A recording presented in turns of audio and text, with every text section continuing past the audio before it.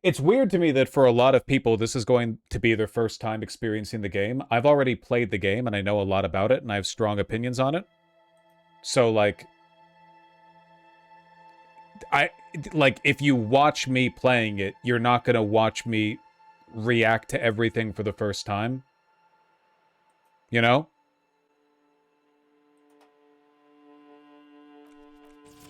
Awfully quiet.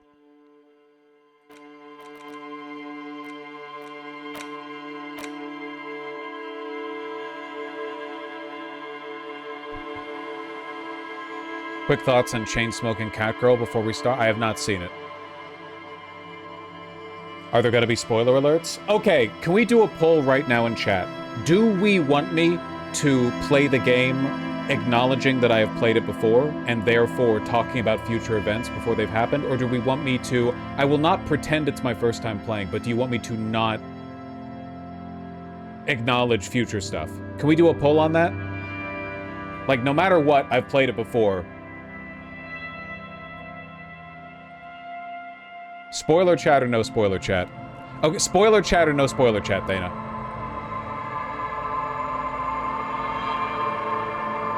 Turn the music down? What the fuck is wrong with you?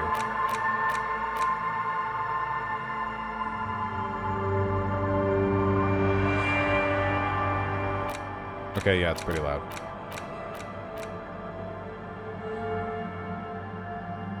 Spoiler chat or no spoiler chat? Come on.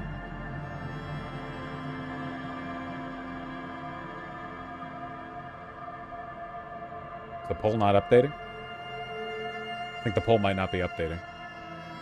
That's slightly unfortunate.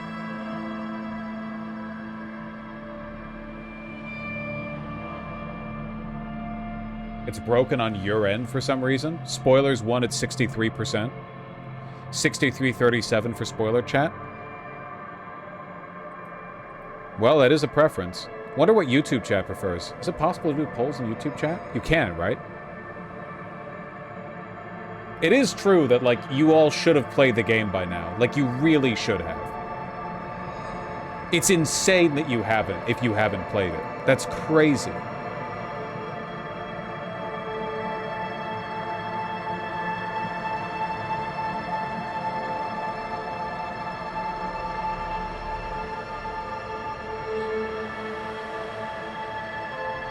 Do the poll? I don't know how to. Hold on. Start a poll. 1 sec. Spoilers or no spoilers?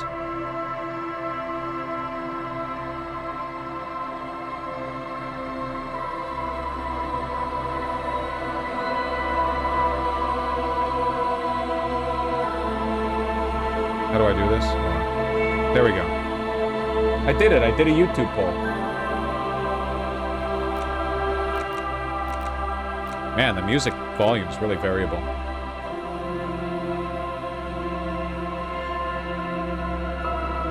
Did you turn off the licensed music in this game? Is there licensed music? Because I've played the OST before.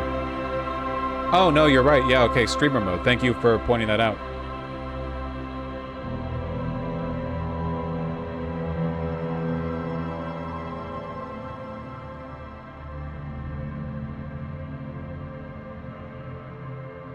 Hardcore mode.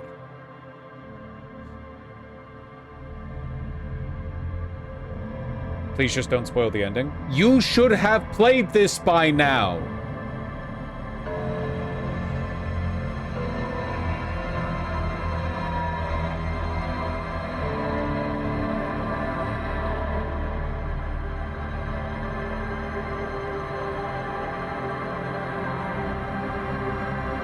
How does hardcore mode feel? The church song won't play in streamer mode? Damn, really? That really sucks. The church song is important.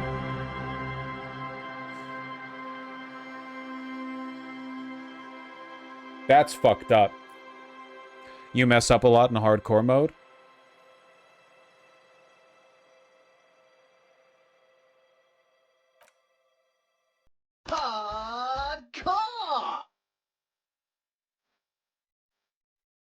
Wait, I thought it doesn't play the church song. I have streamer mode on. Hold on.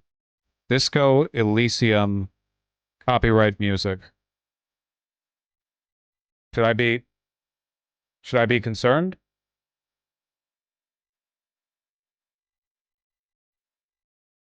Hello? They don't really enforce the copyright? I mean, I really don't want automated DMCA strikes.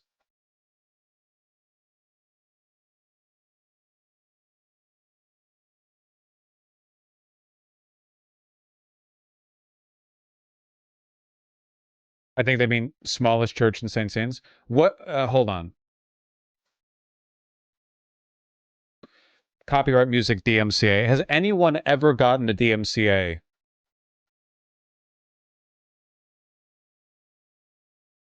Because there's a difference between copyright claims and DMCAs. You could be the first.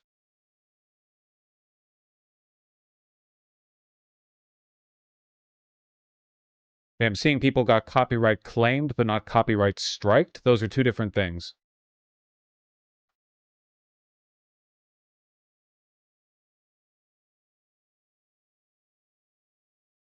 Hmm.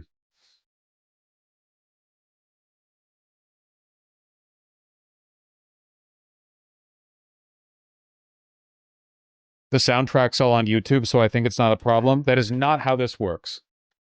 Might be fine if you don't keep the VOD afterwards. Why would I do that then?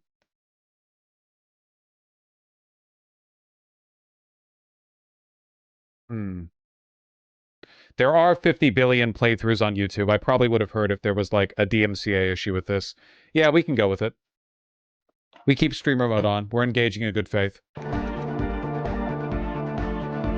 Okay, last thing I'm gonna check. Disco Elysium. Oh, I should probably change the title because a lot of people give a shit about this.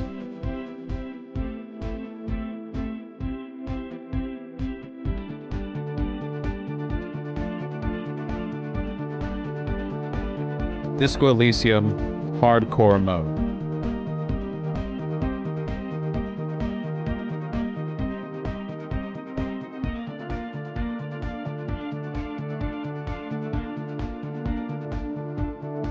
Yeah, we'll go for it. Okay. All right.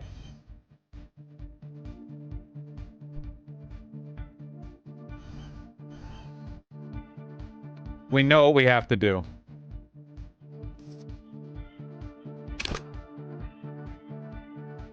We're obviously going with the intellect psyche route. We have to. We have to be a weakling. We have to go all in on Shivers, Spirit Decor, Encyclopedia. Time to get killed by the chair. Everyone get ready. We are going to die to the chair. All right?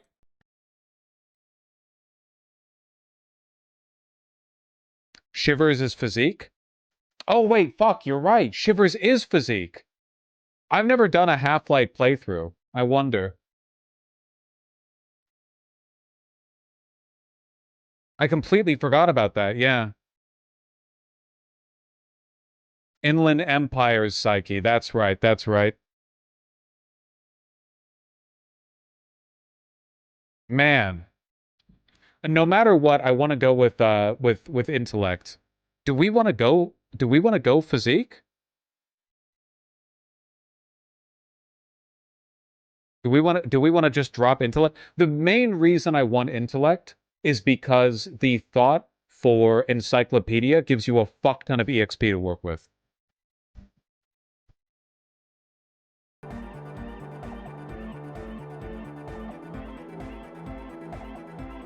Four four three one. I think 4431 would be good. 4431. Yeah.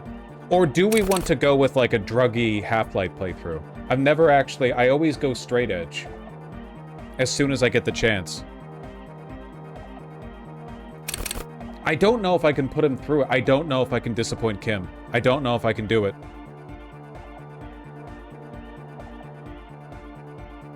I don't know if I can do it.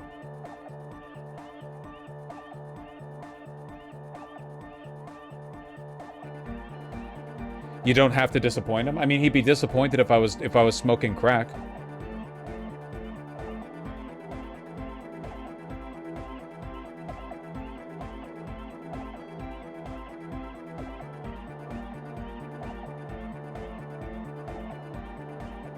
Do I need to keep Psyche? I do. I think we should go 4431. I think 4431 is good.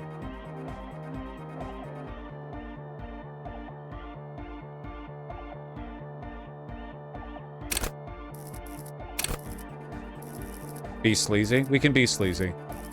Okay. Do we want to make... Do we want to make Shivers... How much of a benefit do we get from Shivers out the gate? We could go with electrochemistry and really lean into that.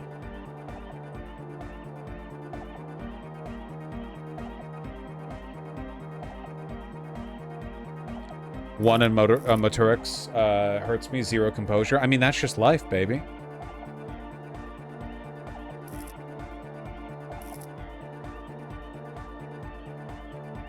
If we're gonna make electrochemistry our signature skill, wouldn't it make more sense to like go 3-4-4 or something, or like 4-3-4?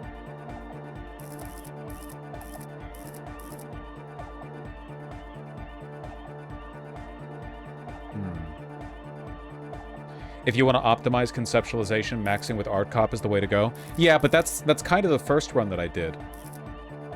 You know?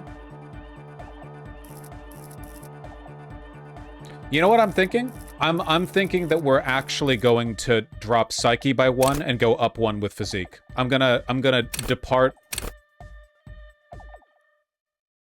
Well,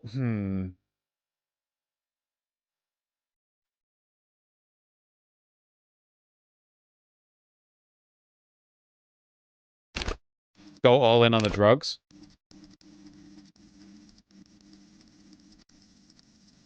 You were a gym teacher? You were a gym teacher. That is true. You can't leave Maturix 1. You can do whatever you want. What's the plan to get the body down? I think we should be a little bit of a psychopath. Okay, fine. I'm going to drop Psyche by 1 and put it into Maturix. We are not emotionally intelligent this run. We are a chud. We're not actually being a chud, but I'm going with this. Commit? I am committing, okay? We want high encyclopedia, and we want high physique. This gives us a good spread, okay? Listen, okay? The goal here, okay? Think like a woke, act like a chud. Alright?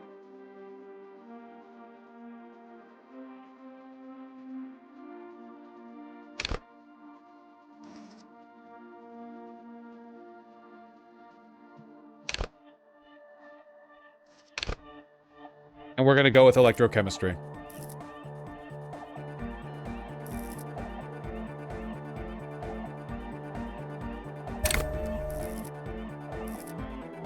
I've never done a physique build. I've never done a physique build.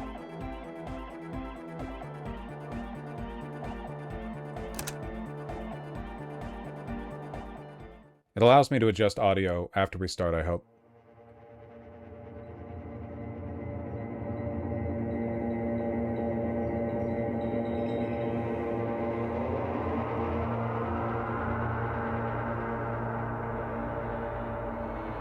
There is nothing.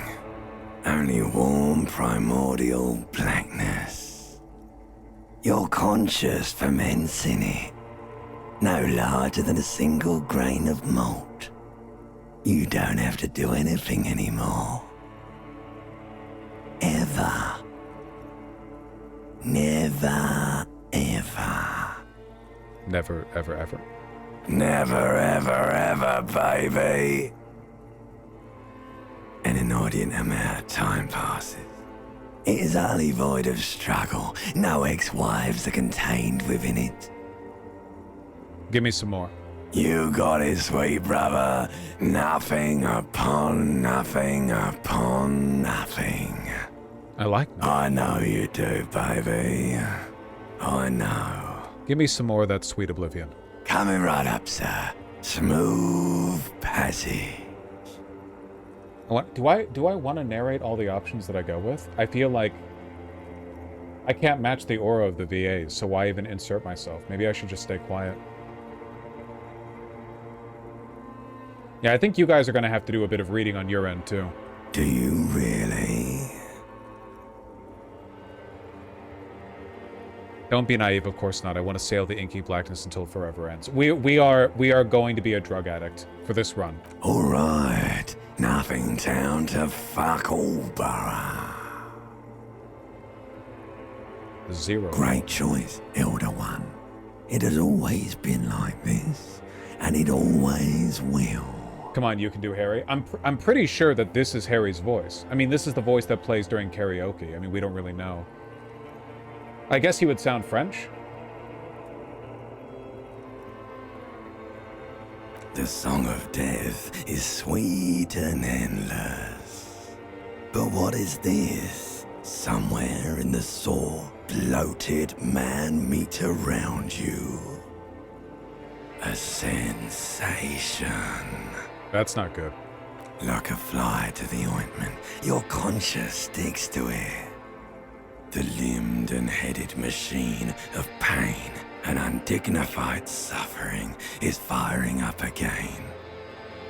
It wants to walk the desert, hurting, longing, dancing to disco music. I don't want to hear anything more about this sensation. Take me back to the formless, disembodied nothing. The stench of liquor rises from your mouth, and with it, an ungodly headache. Cut my head off. A fiery streak penetrates your skull, trying to force your eyes open. It's a sound, a clarion call from hell. Somehow, you know what it is. A Caprice Canema motorcycle.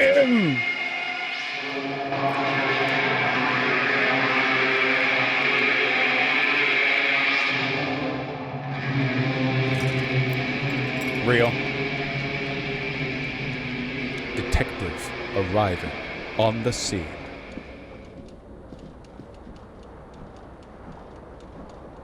Whew! Get that stretch in, man.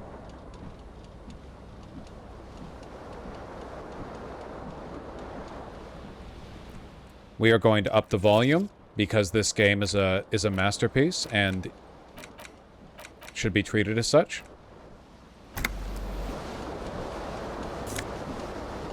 Pants. +1 electrochemistry, yeah. You hear a jingle. Keys are clinking in the pocket of your flare-cut pants. It says, whirling in rags, on the aluminium keyring. There is a single key on the ring. The number 1 is etched on it. It should open the door. Thank you, 2 and Motorix.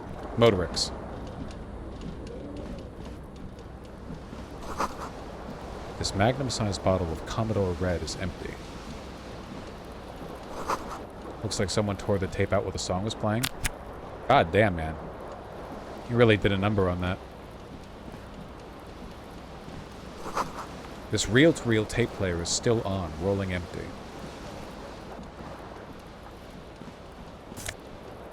Shoes? Well, one of them. Got one shoe. Green shoe, left foot. Good, they modeled it. Only on the left foot. Good. Jacket.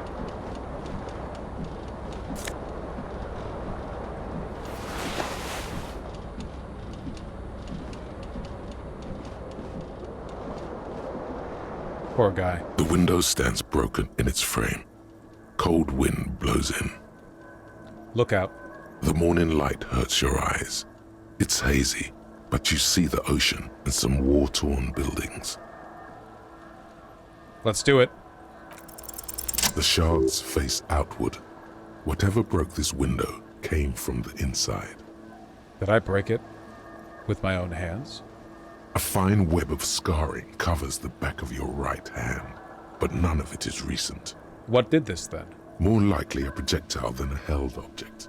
There are no fragments on the floor from pulling a tool back in after impact. Wait, what am I doing? Something you've done before. Oh, man. Ah, it's so good to be back here. Assess the size of the impact. It is too large for a bullet, yet too small for a piece of furniture. You're looking for something heavy and larger than your fist. Like a shoe?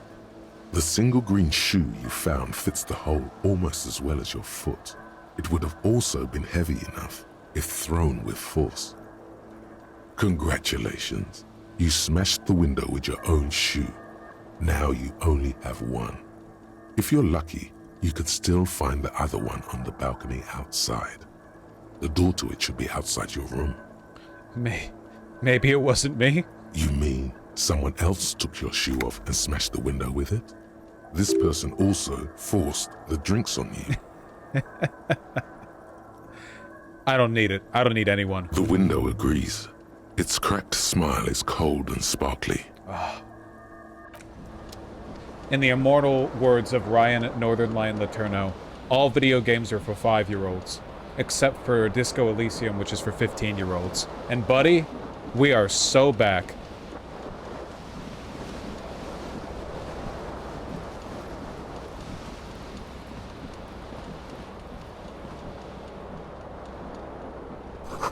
You see bottles in the bathtub, wine, beer, and sweet liquors. Shirt? Satin shirt, no less. Disco cop. We have to look, right? Steel yourself. A mirror hangs above a bent and broken sink. In a fierce discharge of masculine energy, someone has ripped half the faucet off. Hot water sprays from the base and steam covers the mirror. You cannot see yourself, just the outline of a man. Suddenly, you realize you have no memory of the face that awaits you there, underneath the soft vapor. Really? Nothing? Really? All recollection of the person you are, the people in your life, and even the world you're in has drowned in a sea of blood alcohol. This was no mere night of drinking. It was a deluge of world-ending proportions. How does the audio sound, by the way? I'm sorry, like, I thought, oh, I'm gonna be talking about spoilers more often, but in practice, like, the game is so good that I just want to sit the fuck down and listen. With all the synapses you've extinguished, it's a miracle you can even think this sentence. You've interrupted a true act of self-annulment here.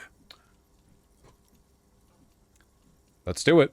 As you slowly reach your hand towards the surface of the mirror. Abort. You clearly have not thought this through. You won't like what you see there, and you will never unbecome it. Maybe I should touch it first to make sure there's nothing wrong with my face. Yeah, there is definitely something wrong with it. How bad could it be? Where to even begin? There is the bloatedness, then the swollenness. It's like there's an upholstery of alcohol underneath your skin. I'm not metagaming this, guys. I'm sure everything's fine. Touch your nose. It's not. Your nose feels like a small balloon in the middle of your face. It hurts when you honk it. It doesn't appear to be a particularly tiny nose either. Not with all the drinks it's absorbed for you. At least my tongue is okay. It's not. It's swollen and snail-like, wriggling between your fingers. Wipe the mirror. Behold.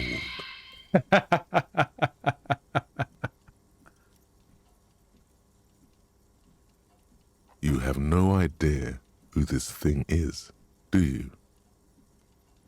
Of course I do. It's some kind of superstar. I think I'm a superstar. It appears you're also dead. There's clearly rigor mortis on your face. Oh wait, is that an expression? Are you trying to make an expression with that face? Why? I think it might be because I'm a superstar. Please stop. It's horrible. You're scaring yourself. Nope. This is what superstars do. You can't, can you? It's like it's not even voluntary anymore. You have worn that grin into your face, and now it won't come off.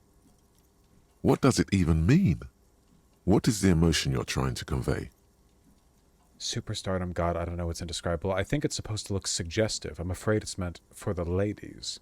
I'm insinuating I'm vaguely sympathetic. I think I'm sort of pulling it off, too, in a sad has-been kind of way. There's some charm to it. It's an expression of pain. We know what we have to do. You should check yourself for a pulse, superstar. From here, it looks like a cadaverous spasm. I don't want to know. Good call. Go ahead and try something if you like. Or, you know, stop staring into the mirror.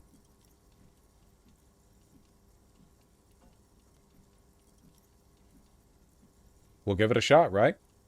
We're going to be going more for encyclopedia as well. Like the rest of you, it comes from a bad place somewhere in the past. That's all you know for now.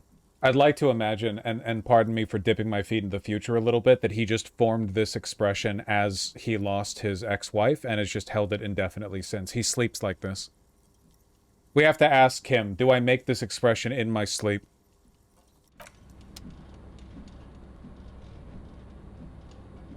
Uves, I don't want word of God on any of this.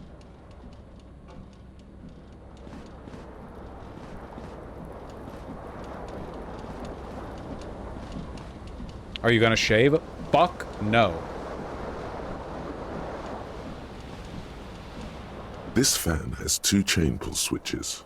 One ends in a tiny fan, the other in a light bulb.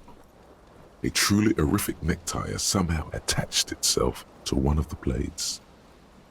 Have you ever done a playthrough with zero save scumming? Yeah, of course. Why the fuck would you save scum? Listen, I only did one outcome-based reload for my playthrough of Disco Elysium that I did on my own, and that was when I realized that for the climactic scene towards the end, I was holding a thought that caused me to fail all red skill checks. I didn't realize what was happening. I thought I was just getting unlucky over and over and over and over and over again. And as a consequence, I got the worst possible set of outcomes there. So, when I realized what had happened, because I forgot that I was thinking that thought, I went back and redid it.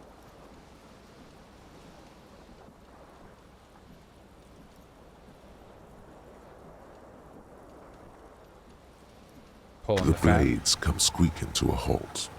It should be easier to reach the tie now. Still only 58%. Turning on the light's just going to hurt my eyes, right? Probably. You swoop up and catch the tie. Snap. It's released from the blade.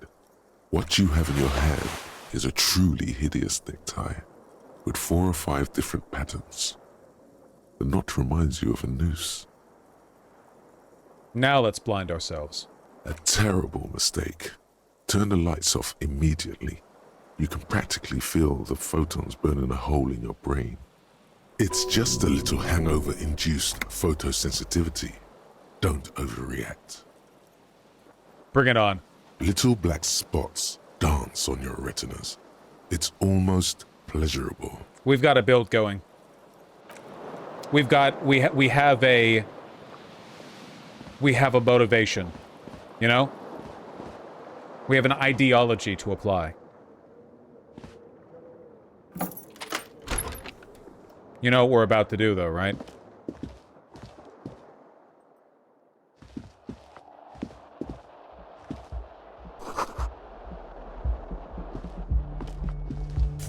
Give me a minute. Fucking 0.34 real.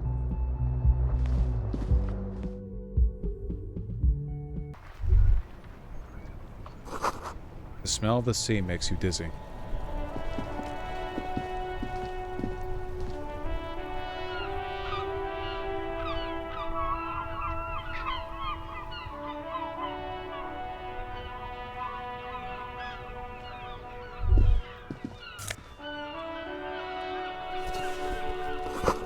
A gust of briny wind washes over you. There they both are. 2 identical shoes, both copiously green and indiscriminately snakeskin. reunited on your feet, like two baby crocodiles. How do they fit? Good, they're balanced, comfy. Feels like the only good thing about you right now, truth be told. Benefit of some well-broken-in leather shoes, folks. You know.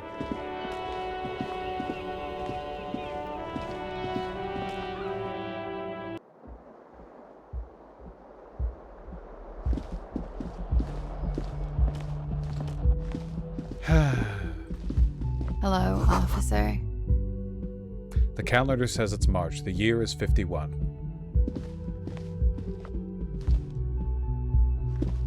The young woman raises a cigarette to her lips. Officer, am I military personnel? No. Wait, I know. I'm a businessman. Chief Executive Officer, right? The young woman shakes her head slowly.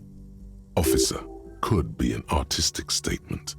You're already prone to those. Officer is my stage name, right? I can see myself as a middling disco artist called the Officer. No.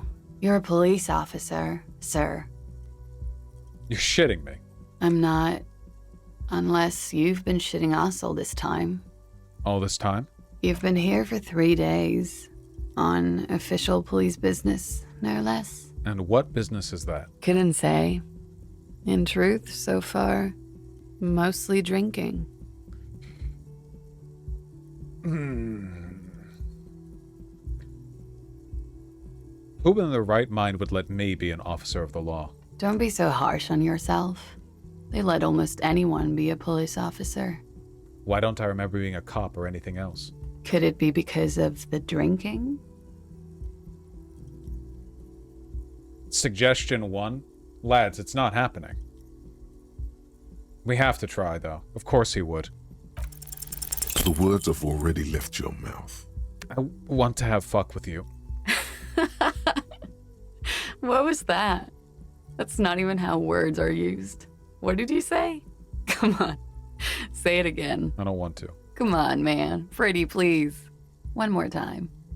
I said I want to have fuck with you. Goddamn right you did. You crazy asshole, you. What kind of cop are you? Superstar cop. It's been established. Okay, that's cool. Or if I can just maybe ask you to elaborate on that superstardom a tiny bit. I sincerely think I'm a superstar. It's a theory I'm developing. I have certainly been entertained. Thank you. Whatever you are, you should stick to it. Otherwise... We could fix the birth rate crisis if more women talked like this. If women could adopt the, husky voice that was common to the transatlantic accent back in, the 1940s or whatever, we could get that shit right up there. It's gonna suck for you later when you have to interrogate me. Bye. And for the record, no, I didn't do it.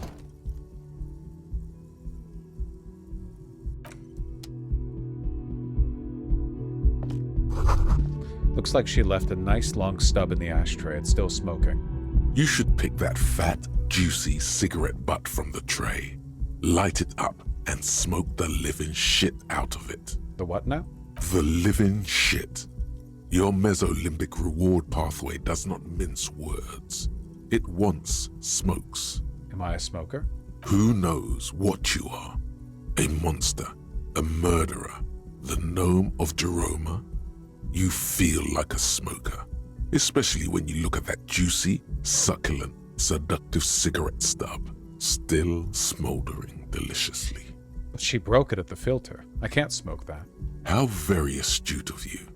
This renders it ineffectual. You should look for a whole cigarette, or better yet, an entire pack. Strike that. A carton. Make sure they're all healthy and able-bodied. Then smoke them all. I'll make it priority 1. Good. They'll make you stronger and better. You're too old to be cool now. But find cigarettes, smoke them, blam. Instantly a cool renegade man. A mystical red dragon with smoke rising from his nostrils. Plus, smoking them gives massive bonuses.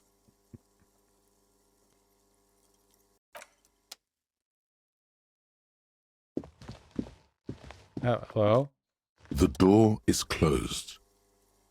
No, we don't have to be an actual psychopath, okay? We're definitely leaning into superstar cop right now. We don't need to harass Klaj. This is the weekend edition of the satirical newspaper Trump Le Monde. Yeah, remember, act like a chud, think like a woke, okay? No Platinum run. My boy.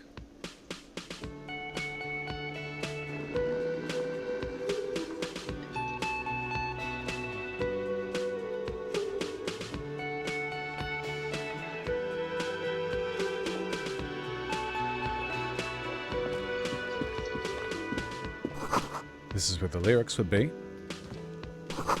Big old karaoke mic just waiting for someone to sing into it. Oh, yes. The speaker is connected to the radio. The music is seasoned with static. You should totally sing karaoke here. The Oh, first yeah. chance you get. Of course. Your emotions need to be expressed. People need to know your vast, oceanic soul. My soul is immense. Utterly. And it needs to be heard. Through a PA system. By other people. Oh, yeah. Whether they like it or not. Ram it up their ears, says your adrenaline gland. Violently express yourself. This goes well with the theory I'm developing, that I'm a down-on-my-luck superstar person. Who is mistakenly identified as a cop for his prominent jawline? Yes, sounds likely. You should probably go on stage and pose for a moment when you're done with this thought. See if it works. What should I sing when it comes to it? You have not yet stumbled on the right lamentation, but it's out there. It'll come to you. You will wreak havoc with it. Don't worry. Lamentation sounds good. They'll really get a gauge on my soul with that. Serves them right. Wipe that smirk off their face with your sad, tragic song. Who's laughing now? No one. You have to find something tragic to sing first, though. A quest! As you turn, a bright light catches your eye, making you squint. Where's it coming from? From a distant sunset, a stage light, flash photography, nowhere in particular. It's just what superstar law officers do. They squint at lights, and they solve shit. It's incredible. What is this, like 50 words? This is like a chapter in a book cut down. It's the utmost of efficiency in writing. The feeling it conveys so perfectly.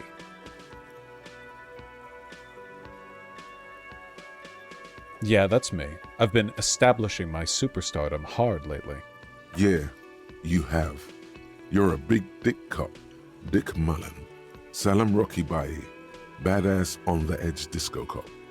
Time to recede into a ludicrous fantasy world. Here we go. Camera. Lights. Action. With a sudden flash, the world freezes around you. And you along with it. In an iconic monochrome solution, a black silhouette against a rasterized orange world. It's on.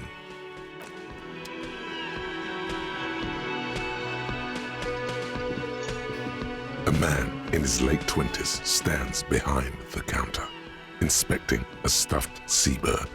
As you approach, he gives you a sideways glance, then looks down again. Look at the stuffed bird. A competent work of taxidermy.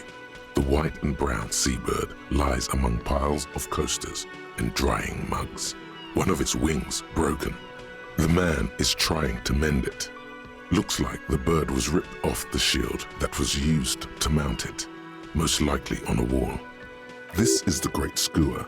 The seabird is the symbol for the discovery of the Insulindian Isola, the part of the world you are in right now. If no one's got me, I know Encyclopedia's got me. That's the Great Skua, right? Look, your buddy is over there.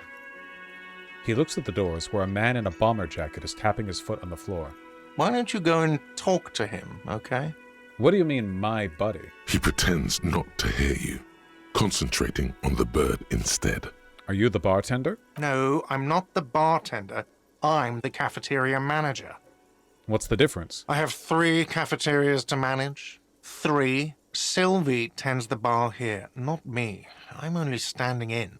Where'd this Sylvie go? She just, you know, His eyes dart from left to right. This man isn't lying, but he is hiding something. She just... what? so now you're a cop. Oh, forget it. Hold on. We got some stuff to think about here, okay? Some kind of superstar. First, let's make this absolutely clear. No one is saying you're an actual superstar in the groupies and cocaine, riddled with hepatitis C, strikes a lion-esque pose with a mic kind of way. You're not Guillaume Le Millon or Davy Dewis, no. You're a metaphorical superstar. You bring that rock and roll authenticity and passion to a line of work where people don't expect or want to see it. Where some would say it doesn't belong. Law enforcement. Well, we have to internalize this one.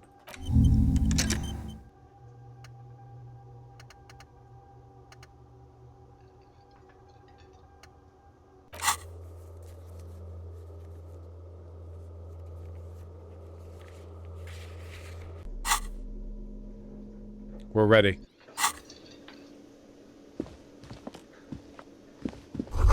The menu's been wiped clean. Only the word Monday is written on it. A woman's hand wrote yesterday's menu. Today starts in a man's handwriting. This is a water cooler. A large bubble is rising to its surface. Mmm, yummy! Huh? The door is bolted. A sign reads, "Kitchen reserved for personnel until 1300. The soft purr of an electric juicer comes from the kitchen. Someone is working.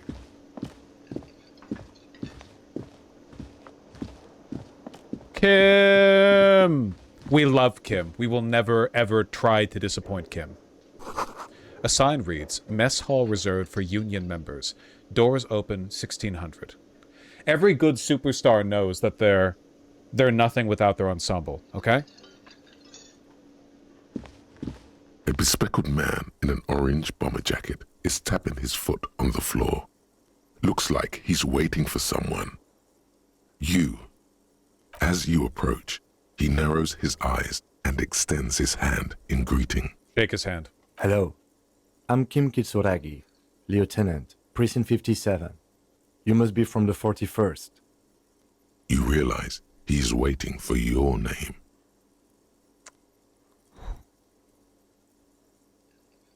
Invent a name for yourself.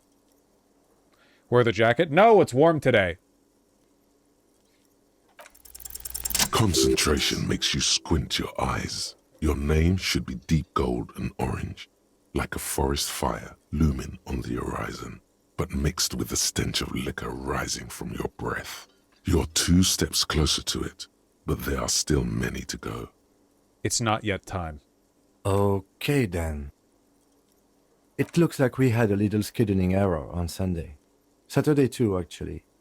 Have you had time to talk to the manager here? What he means is, he has been trying to meet up with you for 2 days, but you have been otherwise occupied. You mean him? Nods towards the cafeteria manager. Yeah, just talk to him. If you don't mind, we should talk to him again. Ask him for a rundown of the area. Now that I'm here as well. I understand the scene is out back, right? It also wouldn't hurt to assure him the police are finally here. In full force, I mean. Have you mapped out the initial interviews? Yes, the police. I'm aware I'm a policeman. Right. And the interviews? He taps his foot, more out of habit than impatience. I haven't. Okay. We'll have time for that after we take a look at the coroner's case. Have you removed the dead body from the tree? Dead body? Mm-hmm. Look, man. You know, yeah. Does that mean the body is no longer in the tree? I don't like dead bodies. Sure. But did you take it down from the tree? No. So, the body is still in the tree. This is the first time you detect a weariness in the lieutenant's voice. It is obvious he would have preferred for the body to no longer be in the tree. Where it has been hanging for 7 days straight. We should go there as soon as we are done talking to the owner. How can you be so sure I'm from the police? I was sent here to meet a detective from Precinct 41. You have the insignia of the Citizens Militia on your sleeve and on your back. I suppose you could be impersonating him. You could have gotten the insignia from the black market or forged it. But for now, I'm going to set those possibilities aside. I'm not from the Inspectorate General. Inspectorate General means internal affairs. What he's saying is he's not from the Rat Squad and isn't supposed to suspect such things. Ah, you mean the Rat Squad? No need for derogatory terms. They're only doing their job. You said insignia. These white rectangles, you mean? Yes, But they're just white rectangles. they're not just white rectangles. They bear a halogen watermark with the letters RCM and a pattern resembling the street grid of Revachol West. I would ask you to step into the headlights of my motor carriage, but again, it's none of my concern. I just need you to do your job. But shouldn't I have a badge or something? You mean you don't have a badge? I have my badge. I'm a policeman and I have my badge. Oh, if you didn't have your badge, then that would be very bad.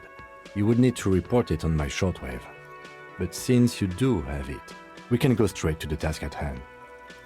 But I can't remember anything. I can see you drank last night and the night before, and that you are still drunk now. But I have seen officers go through worse. Much worse. If you need something for your headache, there is a general store nearby. But as I said, the dead body should be our #1 concern. A painkiller would be good about now. This thing is pulsating with discomfort. The best cure for a headache is, of course, morphine. They won't have that, so cigarettes will have to do. What were we supposed to do again? Talk to the manager. Then we go out back and take the body down. Let's roll.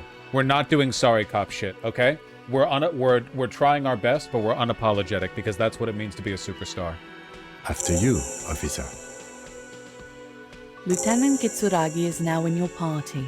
You can talk to him whenever by interacting with You him. hear this voice like, what, 3 times in the game, maybe? Hi, Kim. Yes? I think you should know that I can't remember anything. No response. He just arches his brow.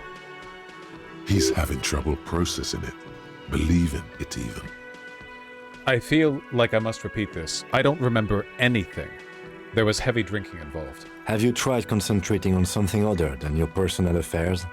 There is a sudden, harsh edge to his voice, like he's tired of hearing about your personal affairs. So what should I concentrate on? Try work, the case at hand. It can work miracles. But I'm completely lacking in basic information about even this organization we're in. Can you help me? Fine. We should get through this day first. Off hours begin at 9 p.m. If you're still having trouble then, I can give you an orientation. Fine. Focus on other people's troubles, not your own. That is a relief. Your heart beats twice like a fist. The serotonin deficiency makes your teeth clench. We will not be mean to Kim. Say nothing. The lieutenant glances at his electronic wristwatch. Okay, forget it. A moment passes. The lieutenant glances at the sports watch on his wrist. Tell me about the case. What do you want to know? Literally anything about it. I can't remember a single thing. Maybe you can tell me what you do know to help me narrow it down a bit. I know literally nothing about it. Only what you told me before. Do you want me to brief you? Brief. Yes, that sounds good. 3 days ago, the RCM Emergencies Desk received a report about a security guard who was found hanged in Martinez. An anonymous caller said there was a dead body behind the Whirling in Rags hostel cafeteria. The cadaver had been there for 4 days. No one had come to investigate. During that time, the victim had been stripped of his belongings. The caller did not identify him, but used the word lynching. There is an ongoing labor dispute between the local dock workers and the logistics company Wild Pines. I was told we should approach the death as part of this dispute. Does the briefing say who the victim was? A security guard or worker of some sort, hired by Wild Pines. This was just hearsay from Martinez, of course. We need to find out the truth. Who was the caller? To find him or her is one of our tasks here. For now, all we know is that the tone was muffled, using a device of some sort. The desk could identify neither the caller's age nor sex. Why hide themselves? There's a strong prejudice against involving the RCM in what's seen as union matters. The Dock Workers Union is the de facto police in Martinez. Now it appears they've started executing too. We cannot allow that. Yes, of course. I understand everything now. Just to be clear, we are police officers. It's our job to find the killer. That's the case. Uncover and arrest the killer. Would you say this is a mysterious case? No, it's not a particularly mysterious case. Why not? The deceased is a security guard for a corporation involved in a labor dispute. It doesn't take a DeLorean polymath to put the pieces together. I just don't see the case getting more mysterious than that. I was thinking something otherworldly might be involved. You know, something supernatural. I can assure nothing like that will happen. Do you know why not? Are you sure? I think something is already happening. No, something isn't happening, because it's not part of reality. So desperately mundane. You need to funk this case up. There's something the lieutenant isn't seeing. The universe is too irrational, too morally complex. You should convince him. If we're from different precincts, why are we on the same case? I'm afraid you and I are pawns in a pissing competition. What do you mean? You don't know? I assumed you were in on it. You know what I'm in on. Retrograde amnesia. Better still than an imbecilic cop-off. Cop-off? It's just stupidity. We shouldn't waste any more time on it. If you want my take, ask me after we've inspected the victim. You should tell me now. This seems relevant. Later. Was there anything else you wanted to know about the case? Can we go over the preliminary info You again? mean like a brief? Do you want me to brief you again? No, I'll wing it. There's no reason to wing anything. If you didn't get the brief, that's okay. I did. 3 days ago, the RCM emerged. Okay. During that time, the victim had Mega been cool, I've stripped heard of... enough. Okay, then. Was there anything else you wanted to know? I have all I need for now. Good. Convince Kim there's a sexy dark mystery twist in this case. We're gonna be coming back to this one. Only banal things strike you. At the core, you're a very banal person No! with a very small soul. No! One you should be ashamed of. It's no wonder the soft one doesn't want it back. It was right to abandon you. I want to talk about you. Me? Yes, you. I don't see how my life is pertinent to the investigation. We'll work better if we have a little more rapport. That's a fair point. All right, for the good of the investigation, what do you want to know? You're wearing glasses. That's correct. That makes him a binoclard. Completely uncopped material, if you say so yourself. I didn't know they let binoclards become cops. I can assure you, detective, that I've passed all the required physical exams within the last year. Can you say the same? You may not remember taking any little tests, but you're strong as a goddamn ox. Anyone can see that. Flex your bicep. Check it. I was made to crack skulls and solve cases. Just because your precinct has a reputation for cracking skulls doesn't mean that's the only way to solve a case. Was there anything else? I thought we weren't being mean to Kim. We're being playful. You don't look like other people around here. That's because I'm half Seolite, or quarter. My father's father was from Seoul. So was my grandmother, but from my mother's side. It's not an interesting topic. What is Seal? It's a part of the world, officer. A geopolitical entity and a geographic division. I told you it wouldn't be interesting. Seoul is a protectionist, isolationist, pan-Isolari state west of the Insulindian Isola. Actually, it's quite interesting. Some would even say mysterious. You're only making it sound uninteresting. I still want to know more about Seal. You're barking up the wrong tree. I don't speak a word of Seolite. I've never met either one of my grandparents, and I've never been to Seoul. I'm a regular Revacholière. Tell me a secret about yourself. No. Oh, okay. The lieutenant nods.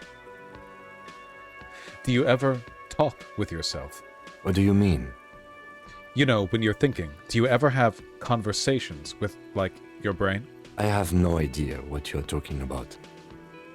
The lieutenant's conceptualization skills must be rather rudimentary. So how do you know? What? Think? I do most of my work inside my notebook. The lieutenant produces his small blue notebook and idly thumbs through guy's a dang few NPC. pages. We all have our different mediums. His is written. You're super lucid, yet psychedelic. You don't need office supplies to connect to your nervous system. You're special. That's all for now. Good. Let's change the subject. You seem to be following me. Excuse me? Nothing, just an observation. You have a distinctive way of walking. If I were to walk in front of you, we would surely collide. What do you mean distinctive? I hope you don't take this the wrong way. It's just a collegial observation. In the 57th, we call it the Jamrock Shuffle. Officers from Jamrock's 41st Precinct tend to move a bit erratically. How's that? They say it's a scene-clearing technique developed by one of your lieutenants for gathering evidence. It's erratic, yet thorough. Prioritizes containers. That's racist. I don't prioritize containers. I'm sure you don't. It's just a stupid interdepartmental thing. I'm making assumptions. We should move on.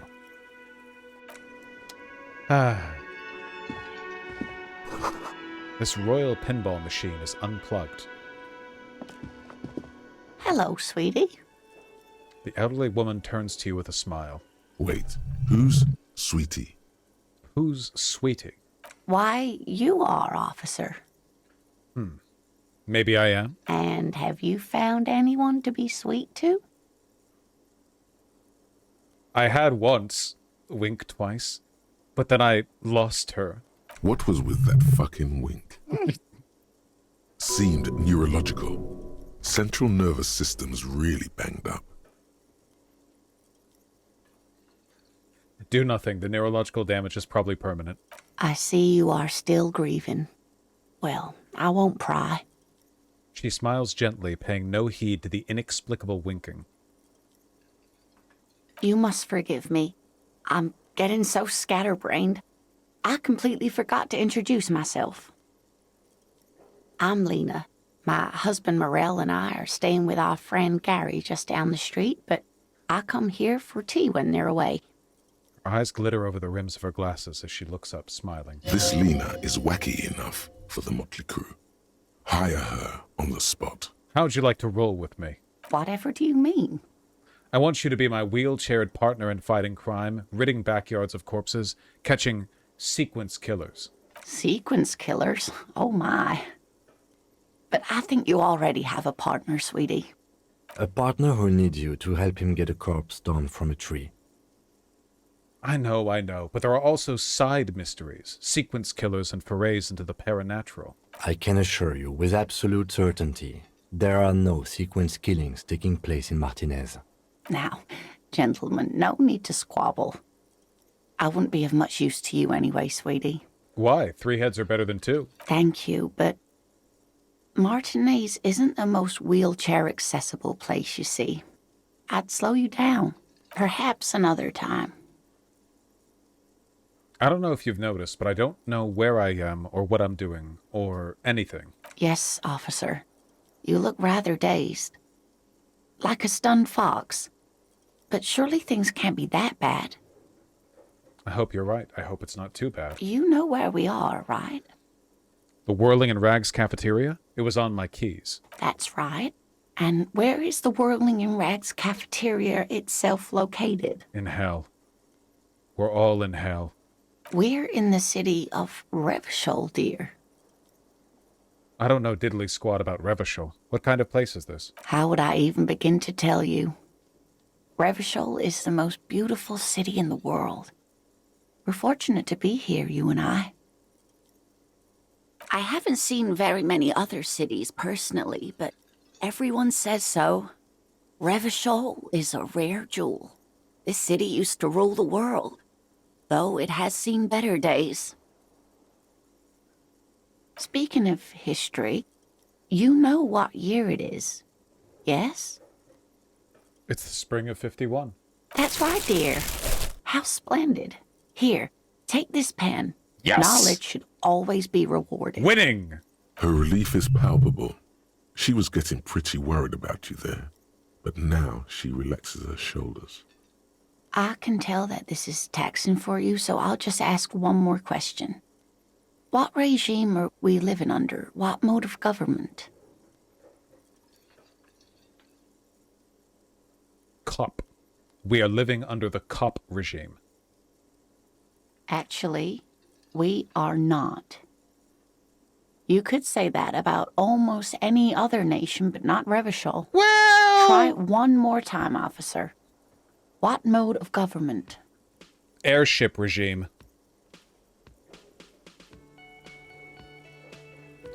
Fine, we'll be communists. I'd like to think it's the dictatorship of the proletariat, but something tells me it's not. Oh, sweetie. It's really not. There used to be people who thought that way. Other people who wanted those things, but they all went extinct. Just died off, huh? Revachol is a zone of control led by an alliance of foreign powers called the Coalition. We have almost no government of our own, and certainly no dictatorship of the proletariat. But they still have cops. If there's no government, how come there are cops? Oh dear, this is troubling. You really ought to know that, being one yourself. There aren't any cops in Revachol, not in the traditional sense. The status of law enforcement has been a complicated matter since the revolution. But we should stop for today, sweetie. You look like you need a break. Besides, I'm not the best person to explain the big things to anyone. She's scared now. She's realized you really are brain damaged. So, how did I do? You didn't do too well, dear. You really only knew what year it is. It does look like you're having trouble remembering things. History and places. Reality, in a word. It's very odd. A sigh. The lieutenant buries his nose in his notebook. But maybe a fresh set of eyes is what the world needs. And while I'm no doctor, such bouts of amnesia are often temporary, so I wouldn't worry too much. What's the revolution you mentioned? A defeat, I'm afraid. The people of this archipelago tried to build something new, something different. The rest of the world didn't like it, so they came and ended it. This was 42 years ago. But I'm a cop. Whatever it was hasn't stopped me. Of course, sweetie. I really don't know how to explain it better. Who could tell me more? Someone more educated in sweeping matters. Maybe you should ask. No, I'm not an encyclopedia. I won't be a guide either. I'm a detective. I played this game, but the movement felt horrendous. You have just implicated yourself in the worst way. What the fuck do you mean by that? I tried to play Disco Elysium, but I couldn't Tekken it. I couldn't bunny hop. What are you talking about? That's an insane... You're insane. That's crazy. Where's the battle pass? Of course. Then I don't know. Someone rich, maybe? Wealthy people are educated. My favorite Though character. I don't know where you would find a wealthy person in Martinez. You seem to be in a chair. Yes, dear. I'm a paraplegic. A paraplegic is someone with limited or no ability to use the lower half of their body. Paraplegia is caused by spinal cord injuries, like falling from a great height, or a grenade explosion. A grenade? Did you fight in a war? No, dear. I'm not quite that old. Although I was injured in the line of duty. Were you a tightrope walker? Nothing so extravagant, dear. Though what young girl doesn't dream of soaring over a crowd? What did you do then? I was a training and development manager at a rapidly expanding mail order shoe company. You'd think it would be a safe job, but I had to be everywhere, and well, once I happened to be under some faulty scaffolding. I was lucky. This was almost 20 years ago, and I was compensated exceptionally well. One can only dream of such payoffs nowadays. Thanks for clearing that up for me. Let's move on. No problem. Gotta get going now. Of course, dear. Good luck with your case.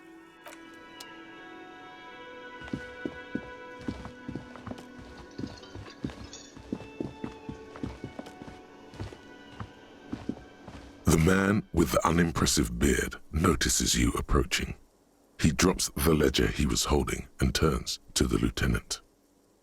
Mr. Gart, right? You run this place. Yes. I am Kim Kitsuragi from Precinct 57. This is an inter-district investigation, so joining me from Precinct 41... He looks to you, realizing he still doesn't know your name. What is gold and orange like a forest fire, but smells like liquor? Are you kidding me? No, man, help me out. What is gold and orange and smells like liquor? It's you. It's obviously you. You smell like liquor. And you're orange. See? Everyone agrees it's your color scheme. We're on the right track with this name thing. Is this what you get when you call the police now? We've been waiting for a week here. Sir, I understand your concern, but we are here to do a job. And for us to do it, I need you to stay calm. Yes, of course. I know it took us a while to arrive at the scene, but it also took you a while to call us. It was you who placed the call, correct? No, I only just got here. It was probably Sylvie who called you. She usually works the bar here. I'm only temporarily taking over her duties. Do you have her number? As a matter of fact, I do. He looks behind a pile of coasters, finds a slip of paper, and hands it to the lieutenant. You said you just got here. From where? Are you a local? What, of Martinez? No, I live in Jamrock. I only sometimes come here to keep an eye on the place. This is just one of the many, many cafeterias I manage. But you still know your way around, yes? In case we need directions. Yes, I know where some things are, but as I said, I don't live here. I just used to work here. And I'm not going to start working here again, if that's what you think. I didn't imply that. Detective. Who, me? Mm-hmm. I have everything. You? Oh, you mean, do I have questions? Yes, he means, do you have questions for me, like a police officer would? He thinks you're stupid, sire. Who killed him? I don't know who killed him. I'm not the police. That's your job. Did you kill him? What are you, crazy? Of course I didn't kill him. Suddenly you tense up. Blood is being pushed to your muscles. You should hound him on this. Hound him hard. The prey drive says. Did you kill him, Gart? No, I didn't. You can tell me, Gart. You killed him, right? I didn't. I don't appreciate this. What is this? Why did you have to kill him? Do I have to answer him? Is this mandatory? The lieutenant stands motionless, his expression unreadable. Did he hurt you? Is that why? Did you get some kind of sick kick out of killing him? What are you, an idiot? I told you I haven't killed anyone. Anyone? Have you killed someone else then? He ignores you. Why did Sylvie Haven't go you away? asked me that already? What is it with you and this woman? She has nothing to do with this. No, I asked you where. Now I'm asking you why she left. Okay, you got me. She went away because of the dead body out back. And because I asked for her number. That's why Sylvie went away. I hope you appreciate that. Thank you. Mystery solved. Is it? Because I thought you were supposed to be investigating the lynching, not my employer conduct. We found our Grand Platinum. This stuff gets on my nerves. I am a feminist. What? That's right. If there's one thing I know about myself, it's that I'm a total raging feminist. Is that so? Mr. Feminist? Thought-gained inexplicable feminist agenda is on its own legitimately like one of my favorite out-of-context bits from this game. He catches the rest before it leaves his mouth, probably thinking it's best to not say anything. You've gained a thought. When this dialogue is over, go to your thought cabinet and internalize it for special bonuses and effects. Where exactly is the body? Behind this building, there's a courtyard. They hoisted him up on a tree there. And how do we get there then? That's easy. See that door there? First you exit through that. Then to your right, you should see a big hole in the fence. A really big one. You can get to the courtyard through there. No need for the keys. The hole is big enough for the Franco-Nigerian cavalry to fit through. That's all. Let's go. Not so fast, Mr. Feminist. You owe me 130 real. Slip away unnoticed. Yeah. One moment you're running like the wind, then you've suddenly turned around and are giving him the finger, furiously, with both hands. Why? The lady in the wheelchair is right behind me, isn't she? That's true. Yes. And it's worrying. But let's not fixate on it. Look at that stupid bartender instead. He has no idea what's going on.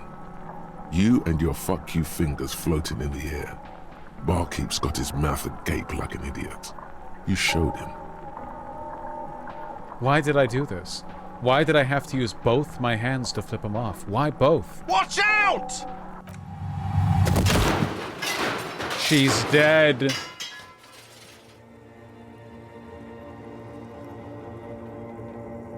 Everything goes dark. Back so soon. This did not need to happen. I gave no such commands to my body. Those are mysteries of the spinal cord. The spinal cord has yet to reveal itself to you. Its mysteries are unholy mysteries. Wow, there's more of you? Hidden? I'm so cool. You are way cool. Cooler than the bottom of the sea. Too cool for this world.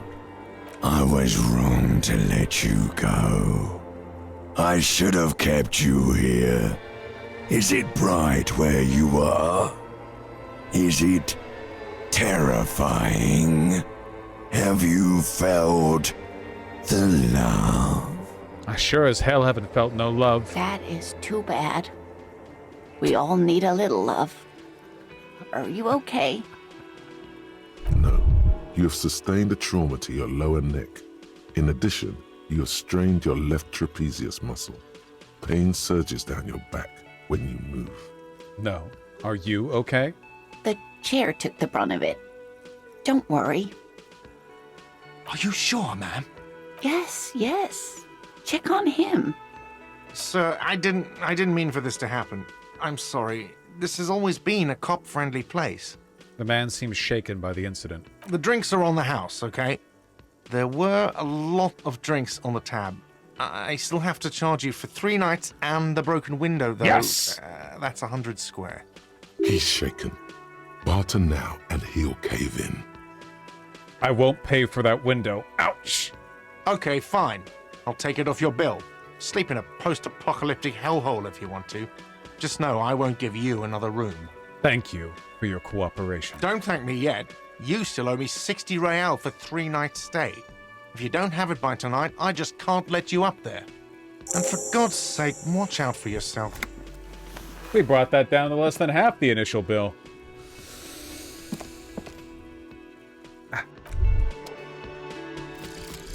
Some kind of superstar. They say the world isn't ready for a rock and roll cop. No one wants their state monopoly on violence to be mixed with celebrity worship. They claim to know it would be dangerous for detectives to rise to the ranks of demigods and have sexual encounters with barely legal cover girls. It would be insane, they say. To all this, you say, fuck off and die, in a cool voice. You people have no idea how good these cops are gonna get. They're gonna crack 20 cases a day. In the future, cops will be like astrophysicists, or prime ministers, or prophets. And you're the first one. Learning cap raised way the hell up. Visual calculus, suggestion, electrochem... Well, we were already up there on electrochemistry and composure.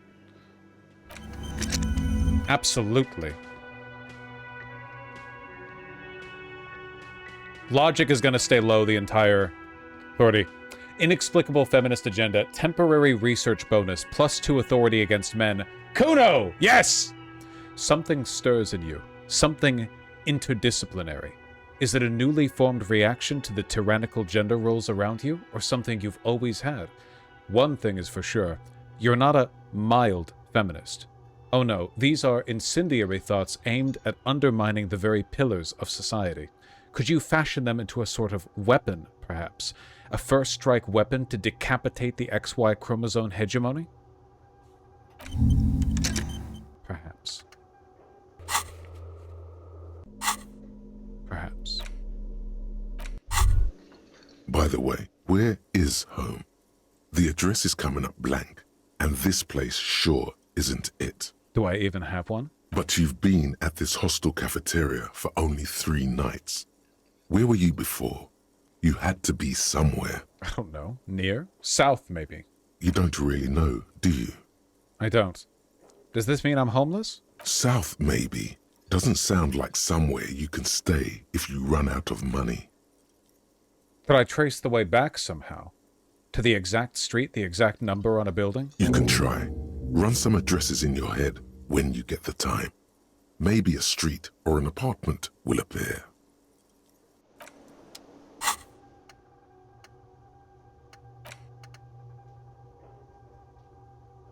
We probably want to internalize this one at least for now.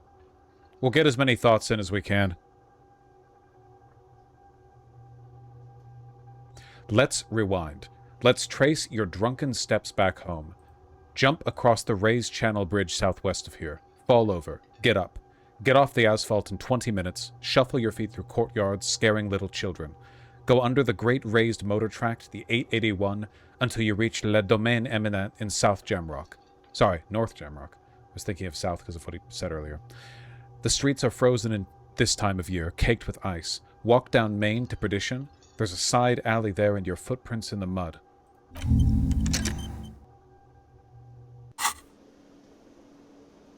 How are we doing so far, chat?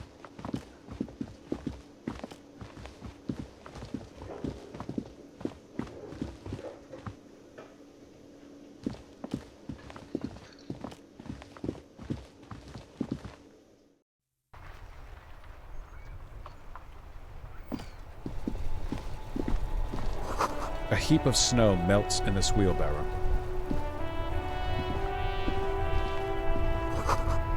The street sign reads, "Fuck the police." Pigs go home. The street name is illegible. Could your video feed be top right? Yes. We don't need to be looking at my ugly mug. This game's beautiful enough. The RCM in Martinez. What can I help you with? You sound surprised. We don't see a lot of police around here, that's all. I have some questions for you. Of course. What can I help you with? What's with this fuck the police business? Excuse me? The street sign says fuck the police. Oh. Well, I didn't write it there. I'm just sitting here. What about the other sign? Pigs go home? Who are these pigs? I don't know anything about that either. As I said, I didn't write it. Pig is a widely used term for members of the police. It's not loving. No need to worry. We are not saying you did. Okay. Well, I didn't. Who are you exactly? Me? I am just a gardener. Good to meet you, just a gardener. Another question then. I am pleased to meet you too, officer. We need directions. Since the street sign's messed up? Okay. What do you need? Where am I? What do you mean? Just tell me where we are, okay? We're in Martinez, sir. This intersection is called Roundabout North, I think. What's up in the north? There's the pier, the Cape Side apartment buildings, some more tenements. Not a lot, really. What's in the east? The harbor gates. Some kind of commotion, I think. I don't follow the local politics. A fleet store, too. What's in the south? Some shops and a bridge. The canal bridge leads to the coast, but it's broken, I think. Some kind of accident, probably. What's on the other side of the canal? Just coast. There's a little fishing village there, and a fish market. but that got closed down ages ago. Rows of stalls under a broad roof, where silvery fish were heaped on newspapers. Water everywhere, pouring from the heavens in the shadow of the old church. What kind of a fish market is this? I don't know. The abandoned kind? It used to gather every spring, but there's nothing to do there now. Just drug addicts. What's in the west? It's just water. No, actually, I think they call it the Martinez Inlet. There are some islands in the bay, but they're hard to reach. What is Shivers? It's a little bit difficult to describe. Shivers is a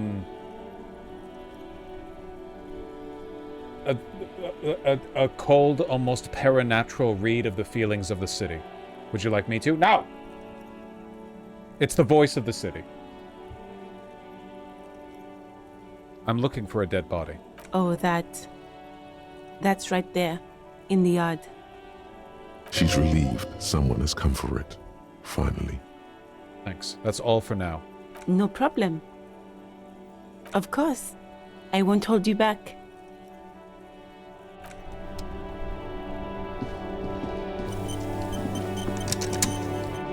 It's true. That is a very big hole in the fence. Rue de Saint-Ghislain, 8B. An old call box with a matrix of push buttons lists all the companies in the East Delta Commerce Center. We will do this soon, but not now. We have a body to look at. Oh, Kim, how are we doing? Yes? No, we're fine.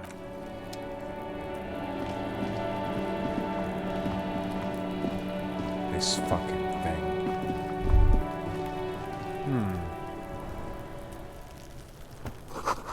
Smells like spoiled meat and curdled dairy. A human being decomposes.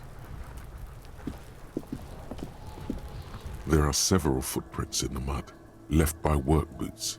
Anywhere from 6 to 12 pairs have walked here. What kind of boots? Heavy workers' boots with reinforced toes and hobnails, all over the yard. Isn't this something an industrial worker would wear? Lieutenant. Workers' boot tracks. Vaush, did you get the garden gloves? Don't do that. Don't do that this playthrough. I'm here. I'm in the game. I am Tequila Sunset. We're not type A-ing this game. If you type A this game, you're mentally ill. Noted. Oh.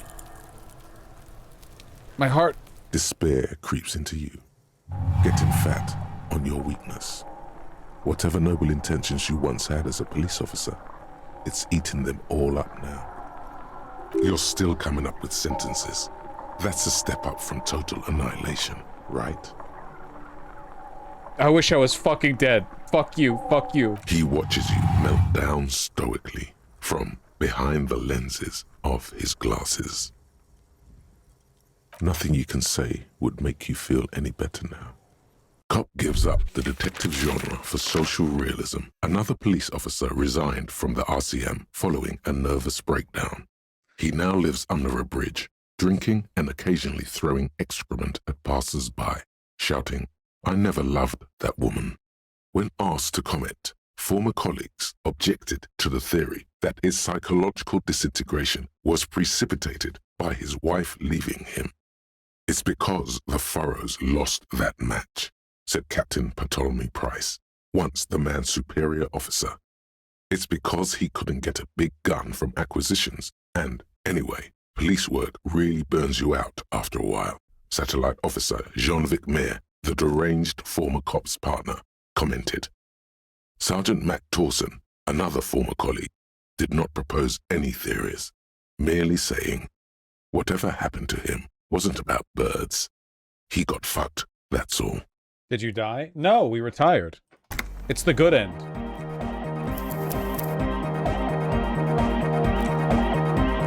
What check was that? We suffered a mental breakdown from the realization that we lacked the skill to understand what the meaning of these boot prints are.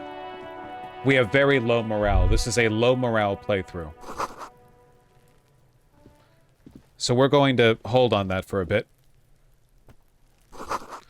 This kid's ladder is rickety but still climbable. Someone is trying to grow herbs in this greenhouse. Oh. Yes! The antidote to low morale. Magnesium.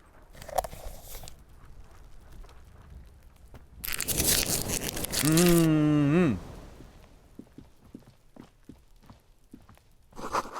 This winch mechanism has been oxidizing for some years.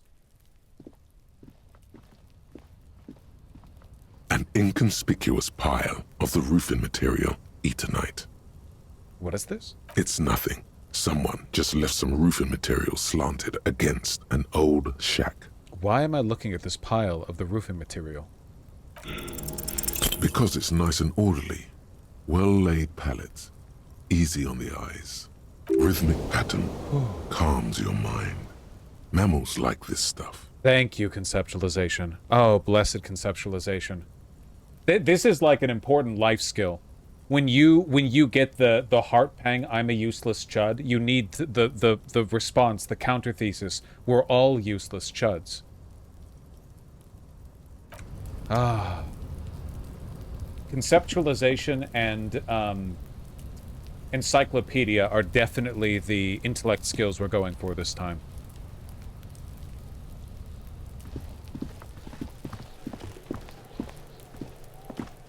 Will you be uploading a VOD of this? Probably. Yes. There are several footprints in the mud. We've done left this. by heavy workers' boot. Isn't this something? And Noted.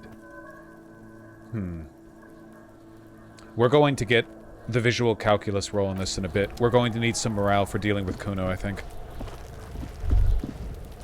the corpse looks at you with bulging white eyes. The face around them does not look human. It's swollen and ready to burst. His lips are fish-like and his tongue like a ball gag in his mouth. You seem to be holding your breath. Look down. A cargo belt twists his neck at an unnatural angle. The body below appears stiff. It's letting out an ungodly rot. The smell seeps in, even through your clenched nostrils. God, what is that? Why is it so bad? Active decay. It's okay to throw up, officer. No one is judging. He's about to blow! Cock's gonna blow, Kuno! Let go of your nose without throwing up. The smell is repulsive. It pushes in from your mouth, more instant and more familiar than anything you'd expected. More fever than odor. It fills your mind, flushing you from within. Let it out.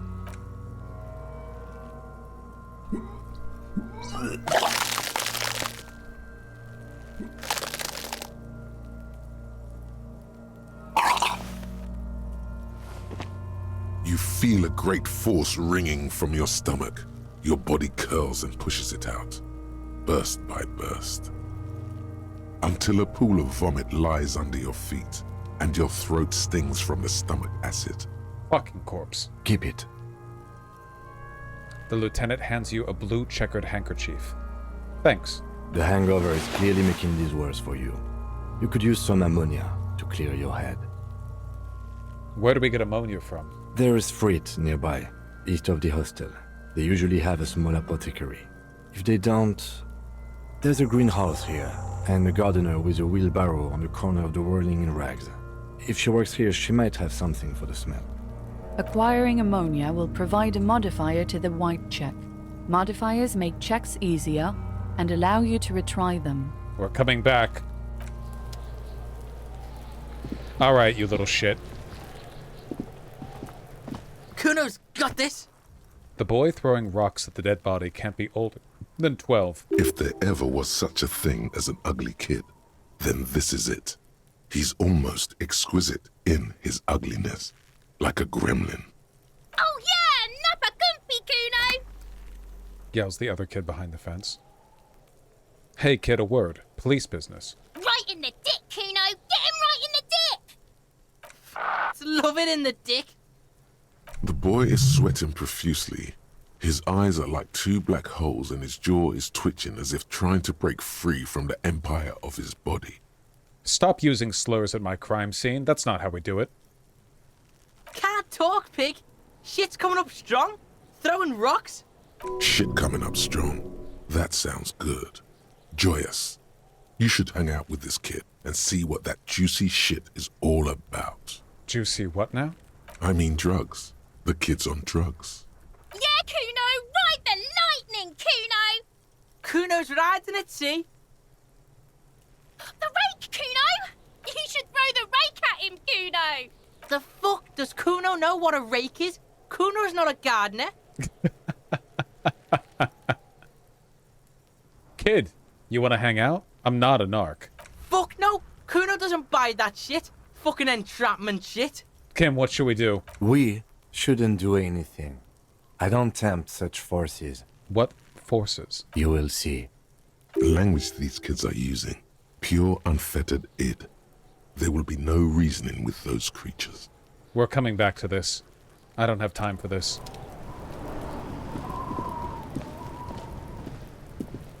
This trash container is locked. The sliding lid has a padlock that says, whirling in rags. Why am I looking at you, trash container? You're just a trash container. Well, it is a container. Maybe you're prioritizing it. Racist. How do we get that lock open? We could try using a pry bar. There's one in my motor carriage, Or, Lieutenant? Or we could ask for a key from the manager of the Whirling in Rags. He probably has one. Pry bar. Pry bar. The letter R wears a crown. On the ribbon below, a light above descending. Pry bar. Pry bar.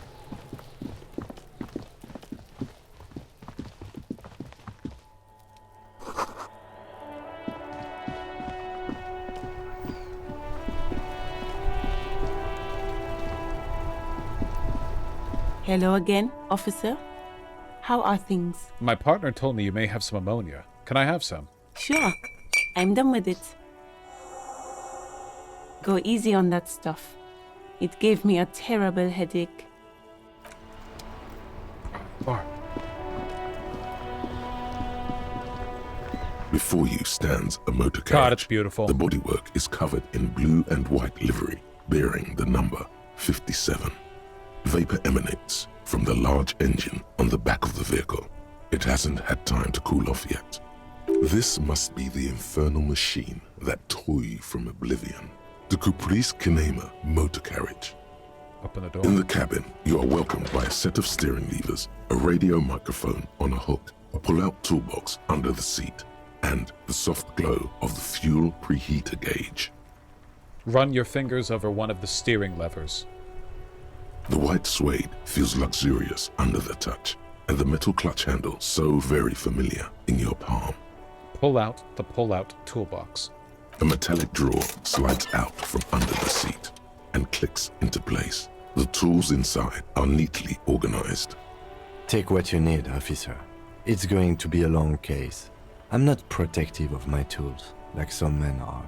He's clearly a little protective of his tools. But what can you do? Work is work. Take the red-tipped pry bar. The pry bar feels nice and cold in your hand, heavier than you'd think.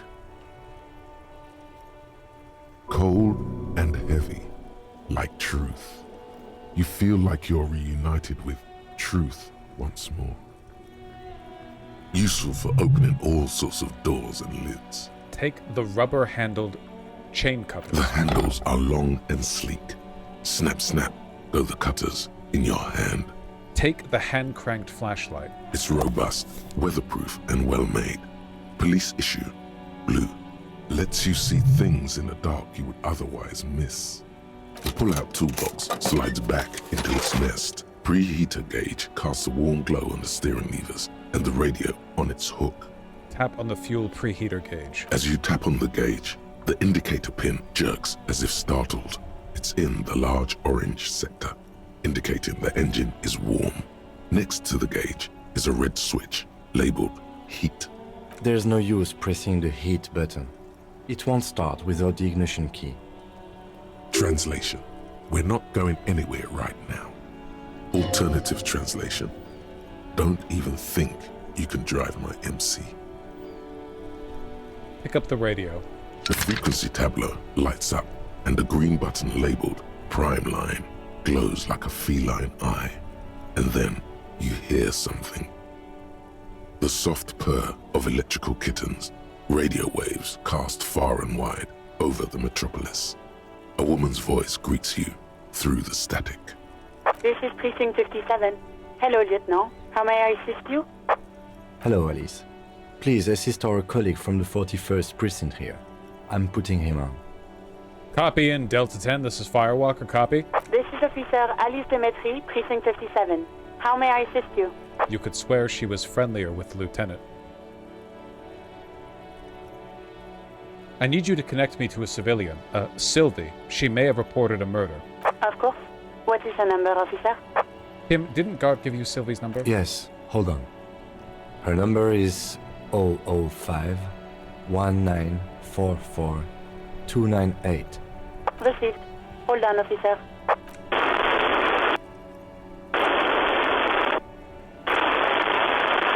Start slapping a marching rhythm on your thighs. Give it a minute. She might be busy at the moment. Takes a bit to get to the phone.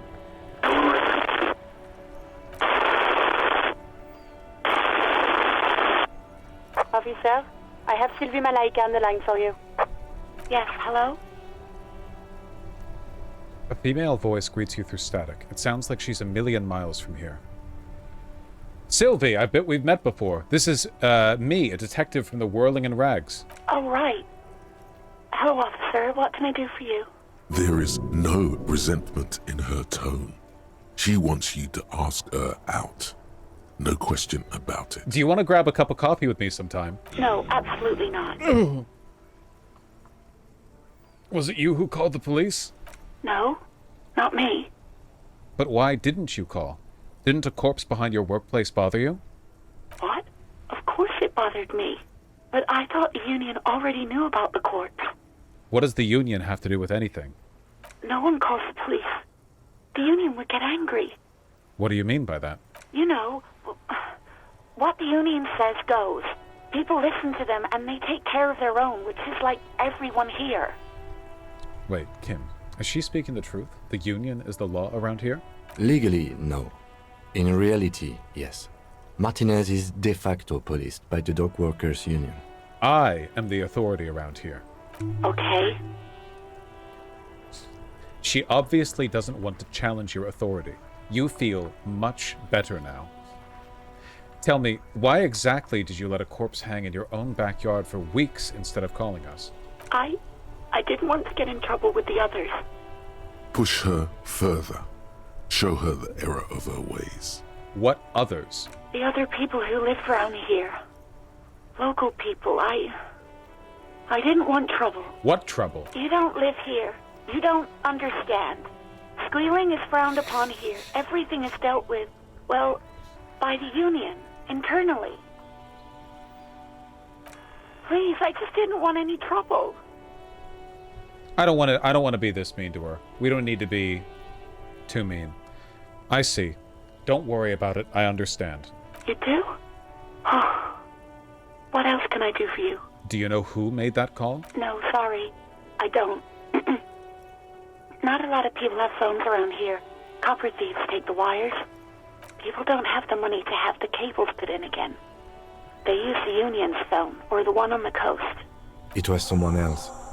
We'll find them sooner or later, officer. It just might take a while. Next question. Yeah, go on. You quit your job at the Whirling. Why? You mean, why did I leave the bar? Honestly, I'm not really comfortable discussing it with you. Wait, why aren't you comfortable discussing it with me? Let's just say I left because I needed to get away from someone.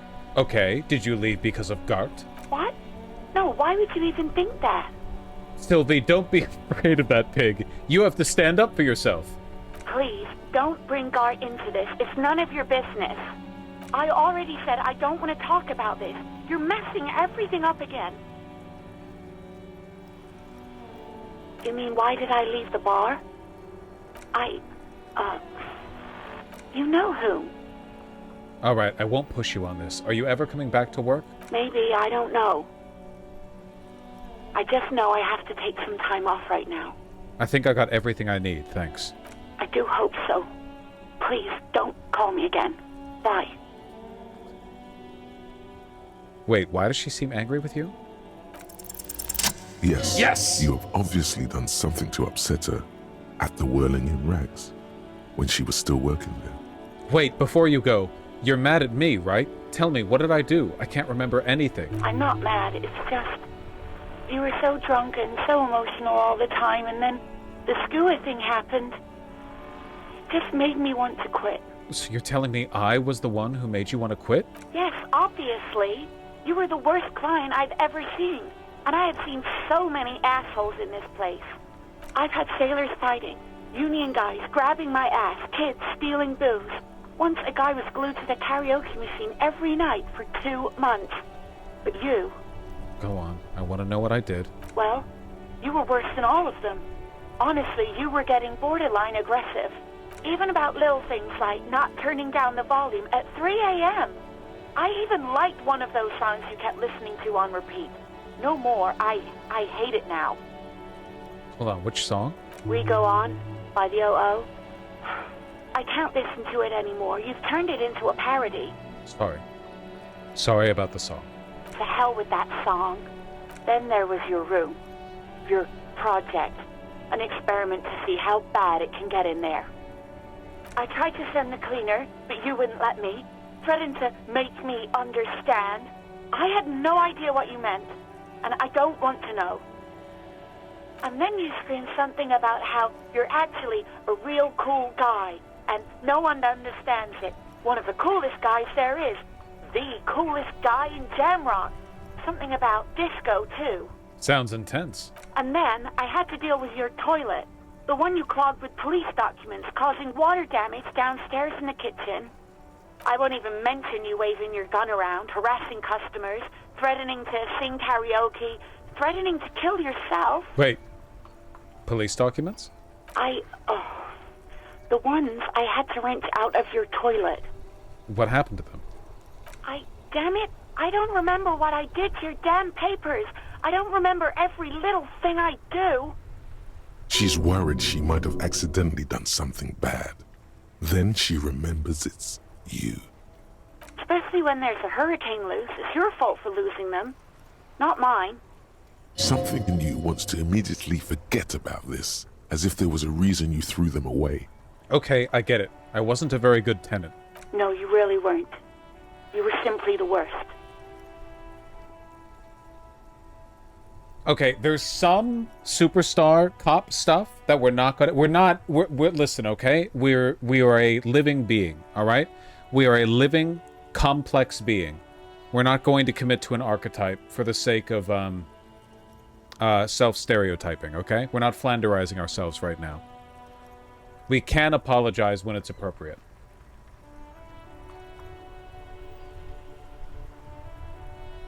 But I think I prefer this right now.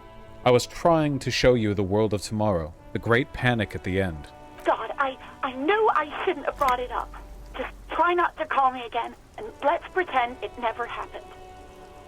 When I spoke to Guard, it seemed like he thought you left because of him. Wait, really? No, this is absolutely not true. I like Guard. I really do. Didn't he cross a line when he asked you out?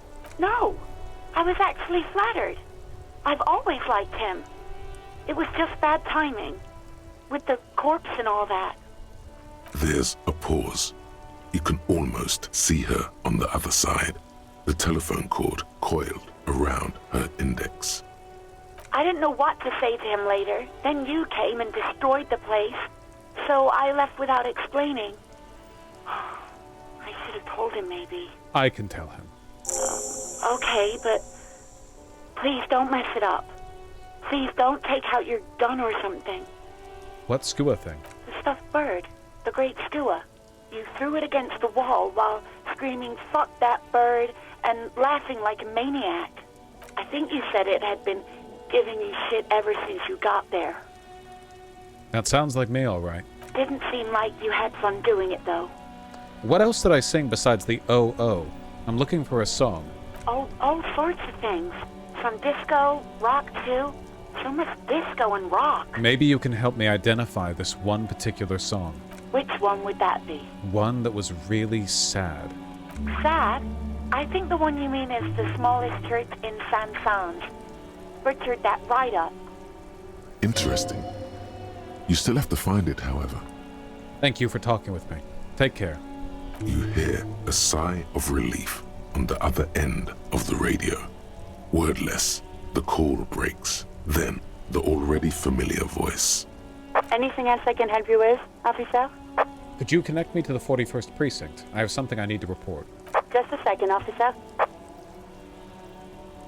She puts you on hold, the static crackling softly like a bonfire. After a while, you hear an old man greet you from the radio. His rattly voice is oddly familiar.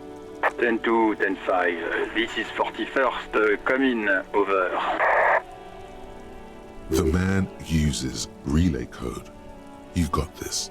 You're a cop, and cops know relay code.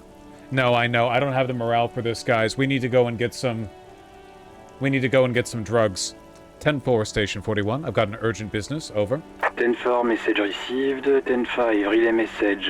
What's your status? Over. Just reporting in. Over. 10-18, state your message, sir. Yeah, we have to be... We have to know what we are. 10-10, transmission completed, standing by. Over. Roger that. 10-10. Over and out. We'll deal with that. I'd like to imagine he took like a deep breath and sighed before giving the 10-10. We need to go get some drugs, like pronto. Oh no, not this. Hold on.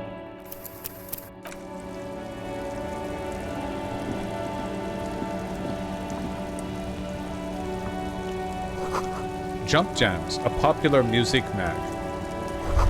A glossy magazine, most able-bodied men. This issue hosts a top 10 list. Oh no, they're much hunkier than you. Dies of low morale. Welcome to Vaush. Announces the rotund man. The remark isn't addressed to you. It's addressed to the lieutenant. Why are you addressing my partner like this? We're thinking like a woke. We're thinking like a woke. Don't you welcome to Vaush me. My grandfather came here from a 3,000-year-old racist isolationist culture, while your ancestors came to this island a mere 300 years ago. Every school of thought and government has failed in the city, but I love it nonetheless.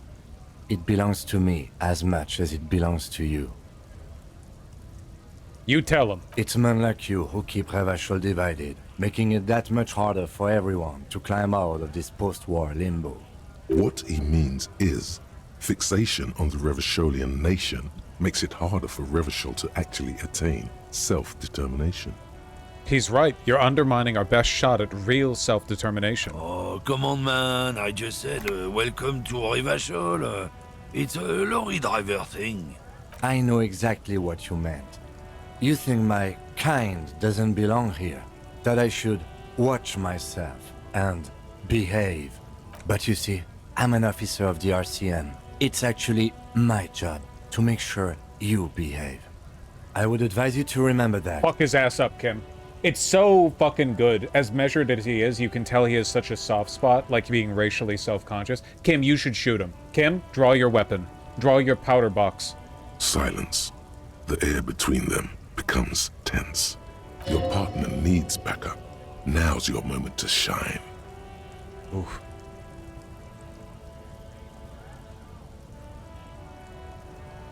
Well, I think we all learned something here, smiled the lorryman. I haven't learned anything I didn't know before. Superstars are never racist. Exactly. The lieutenant exhales and resumes his regular calmness. Now that that's settled, we have a couple of questions. Whatever you say, officers. What are you hauling? Oh, not much anymore. I'm here to pick up some cargo, but the dock workers are on strike, so It's a sit and wait on your ass situation. Wait, how long has this been going on then? The strike? Oh, they've been at it for a while. A month, 2 months maybe. But this here is just the last week or so. What kind of cargo are you supposed to pick up? Apples. Apples is exactly the kind of thing you'd say if you had something to hide. Apples? Yeah, apples. I take it you had other questions? Got a smoke? No. He's got a smoke right there, in his fucking hand. Snatch that shit out of his fat fingers. You need it after listening to his garbage. Then I'm gonna need the one you're smoking. Can't have it. Hand it over. I'm confiscating it as evidence. Evidence of what? I haven't done anything. He puts out his cigarette and flicks the tiny stub towards the street. Cool, cool, cool. I changed my mind anyway. I bet. Sorry I couldn't be of any help. What was that argument all about? It's about biological determinism, natural law, the sorting of the races. Not the most popular topic nowadays, with the coalition in charge and all. You might want to change the topic. That is, bury your head under the sand like common sheep. Change the topic. The way he says it makes it almost sound like a threat. Oh, so you're just a racist. Makes sense. I'm not just racist. Look, I've read books, huh? The science of racial theory has all been proved, even if some people don't want to accept it. This is what being a YouTuber back in 2019 felt like. People who've studied these things say that you and me are superior by design. So, naturally, we Occidentals should be in charge. Obviously, you can see the merits in that. Yes, I can really tell you're a prime example of superior design. Open your eyes. Haven't you noticed something different lately? An unfortunate downturn, maybe? Huh? When members of the superior race cease to believe in their innate superiority, they stop competing for resources. What's the problem with that, then? The problem? The damn Kips are showing a real good game lately. Same with the mosquitoes. And the other introduced species too. They're on the precipice of cultural victory. Cultural victory? What is this then? What's this cultural victory? It's what the Kips of Boogie Street are going for, right under our noses. And the others too, on the radio. Heard any chansons lately? Heard any motetos or leader? No. Dominating culture is how they plan to win. They say so themselves. Uh-huh. It's true. Also, you need to realize the dangers of mixing races. Who knows what might happen if people don't stay in their birthplace? You might end up with a new subrace, with unknown characteristics, leading to extra competition. That's why you've got to control the offspring. Yeah, I'm not down with this. Why don't you go fuck it? Sorry, we're not doing the fascist playthrough this time, guys. Sorry. Why don't you go fuck yourself? Don't push your luck, Runt. We should shoot him. Runt? Look at... We easily have 6 inches on this guy. Look at the perspective. Are you fucking kidding me? You look like a thumb that somebody's pinched tight at the tip. I'm a gym teacher. Yes? Kim, what's up with this guy?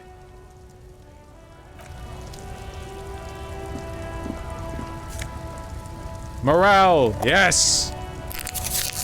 Trash magnesium!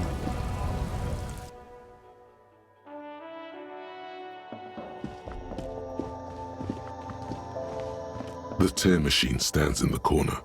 A sign says, 1 bottle equals 10 cents. What is this machine? Oh, that's the tear machine. Yes, but what is it? It's a machine for tear. You know, you find tear outside, like bottles or whatever, and put it in the machine, then it gives you money. I see. And how do I pick up tear for the tear machine? You need a bag, I guess. We used to have some, but we gave them all out, so feel free to use it if you find a bag, though. I'm sure there are some out there, somewhere. A melancholy pop song plays on the radio. You see several packaged raincoats fill a low shelf beneath a display of croissants and juice bottles. The raincoats are transparent, except for the big Fritta slogan on the back. What's that? What is what? It's a raincoat. If you want to buy one, then it's only 4 real.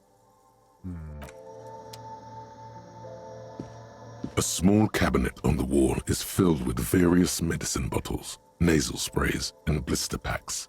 They all bear the Saint Baptiste Pharmaceutics logo. Their logo is the bloodless rose, pure white, untouched by harm. Just ask me if you need anything from Saint Baptiste. We don't stock prescription meds, but we do have Nosafed, Duramine, Magnesium, and Hypnogamma. Fuck, we're fucking broke! What do these products do? I don't know. Let's see. Nosafed is a nasal spray. Duramine is a really good painkiller. Magnesium is a dietary supplement. Hypnogamma is... I don't really know what Hypnogamma is. I guess it makes you feel less shit. It's recommended to use after lots of partying, studying, or exercising. Could you be a little more specific? No. Sorry. I'm not like a doctor or anything. Nosafed heals +1 health. Duramine heals +3 health. Such an odd, Magnesium vestigial heals part of the +1 game. morale. Hypnogamma heals +3 morale. Who is Saint Baptiste? Saint Baptiste. You know, the pharmaceuticals company. Saint Baptiste Pharmaceuticals. The one that sells meds out of Saint Baptiste. That one. There. She is right. Saint Baptiste, the company, derives its name from Saint Baptiste, the city. Itself so named because that's what it is. A rare case where that really is the full etymological history. As far as almost anyone knows, at least. I fucking love Encyclopedia so much. Yeah, there's like an ampule somewhere. Well, we don't have any fucking money. A colorful display of cigarettes and alcohol bottles line the shop wall, inviting you closer. There, in that dark green glass, all in vain. The great flowing river of warmth, wine, alcohol, beer, alcohol, love, alcohol. I'm in heaven. I need it all so bad. Sure. If you want something, I can get it for you. Just let me know and pay and stuff. But I'm obliged to inform you that both alcohol and cigarettes damage your health. But I guess you already know that. What do you mean by that? Please, tell me more about these products. The Pale Age vodka is special, I guess. It's stored in pale for a couple of years, which makes it super expensive and super strong. I've never seen these dialogue options before because I was always straight edge. What is pale? Clueless. You know. She shrugs, uninterested in explaining it further. Don't worry your pretty little head about it. Let's concentrate on what's important here. Okay, what will consuming this stuff do to my body? I mean, I already said it'd hurt you. I don't know what else they do. Substances give powerful bonuses to your main stats at the cost of damage to your health or morale. Cigarettes raise your intellect while damaging your health. Alcohol raises physique while damaging your morale. We'll turn off tutorial. Use medication, like Nosafed and Magnesium, to counteract the negative effects of substances. Note: consuming substances can have unforeseen consequences for you. Nah.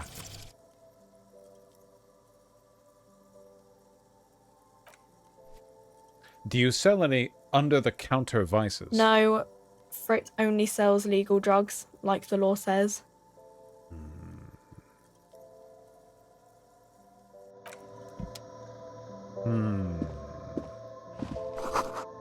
Yellow roses. Dozens of them. Tulips, too.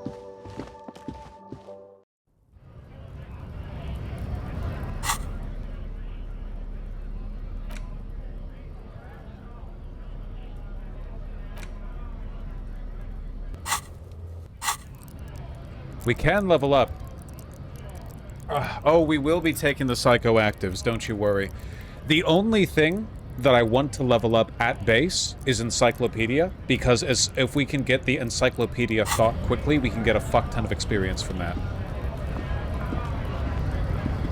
But we'll wait, because we want... So, for those who haven't played the game, you gain the ability to retry most skill checks if you alter your priors going into it. So, if you fail a physique skill check, and then you give yourself a point to the appropriate physique skill, you can try it again. Basically, anytime the circumstances change, you get the ability to try again. So you want to bank level ups for a while. The encyclopedia thought's not available till day 3? Gotcha. That we're gonna... That's one we definitely want.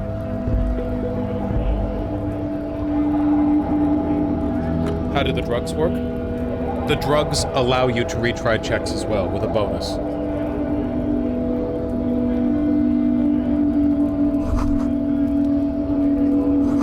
Three T's. How idiomatic.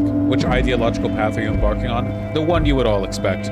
Believe it or not, I've never actually completed the communist quest. I didn't trust those students. Goods from the lorry haphazardly litter the surroundings.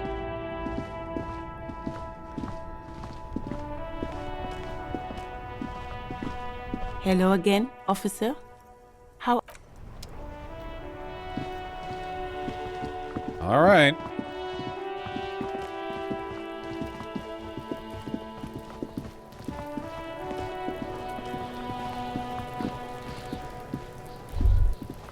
There he still is, looking right through you with his white eyes. The body below is entirely dedicated to that corpse smell. Emitting it is all it does now. Are we doing spoilers, chat, or no? I'm a bit confused. We are, but play it light. All right, well, now we get to retry this check because we have the ammonia. The ammonia only makes it worse. The combination forces tears out of your ducts. You manage to keep it in once. The second time, not so much. When the vomiting is done, your cheeks are wet with tears.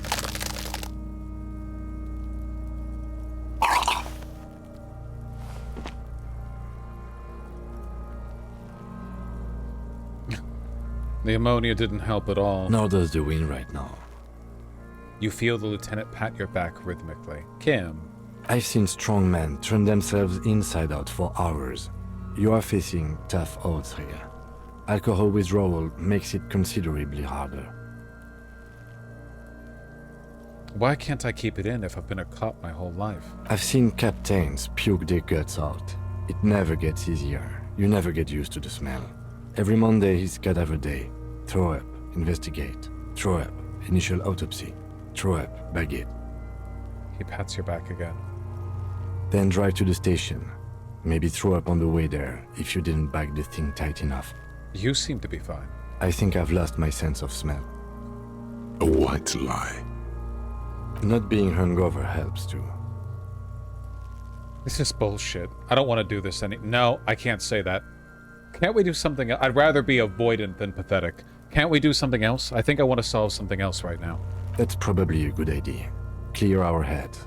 But before we can do that, you need to get your shit together.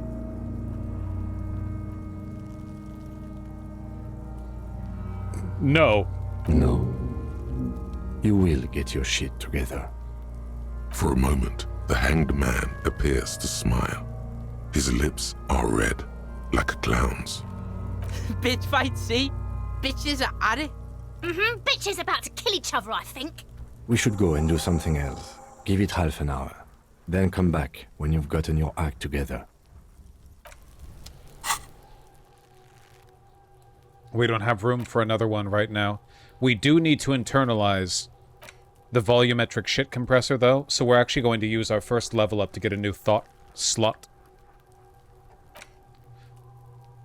What do we need some kind of superstar for? Suggestion, visual, calculus, composure.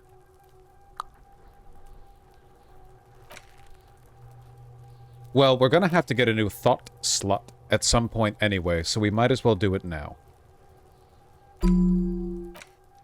Your shit is apart, and it's rather unbecoming of a cop and a human being. It's supposed to be the opposite of that. Together, compressed in a small area. To achieve a solid level of shit compression, squeeze your butt cheeks together for 30 minutes. Do something similar with the two hemispheres of your brain. talk to people. Maybe that will help.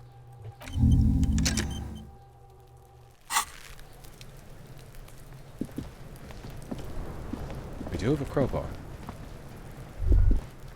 This trash container is locked. The sliding lid has a padlock that says, whirling in rags. This is the logo of the municipality of Vaush. Tool not equipped. Oh, yes, we will want to equip the tool that will allow us to do this, yes?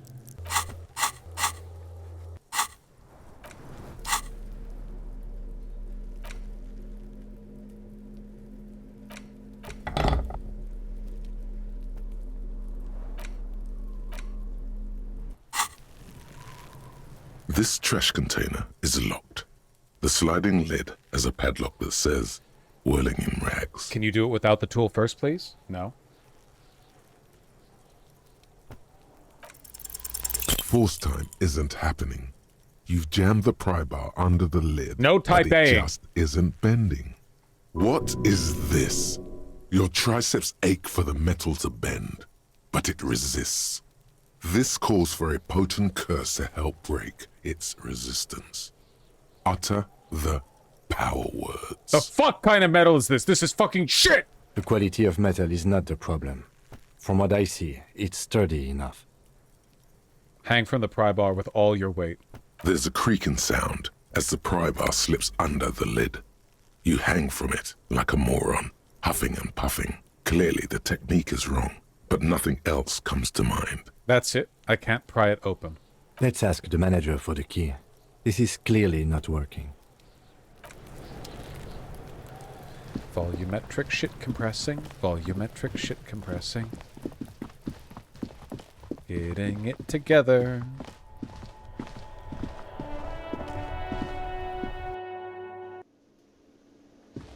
Oh. Hold on. A bottle of rum has been knocked over. Beautiful dark liquid is spilling out. That sugary black rum stain on the counter makes you teary-eyed with joy. It's almost touching how syrupy and sticky it is. How long have you been up already? Pretty long. It's drink o'clock. Attaboy.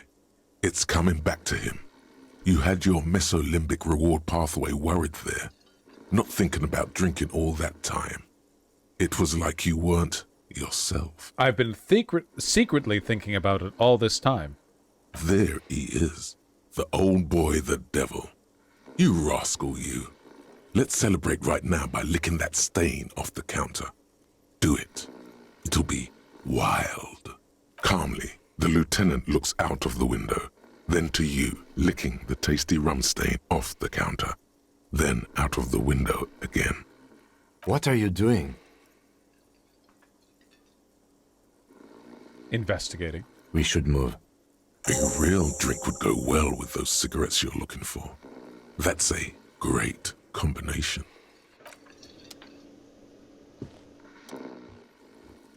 A man is sleeping at the table wearing mud-caked boots and rolled-down overalls.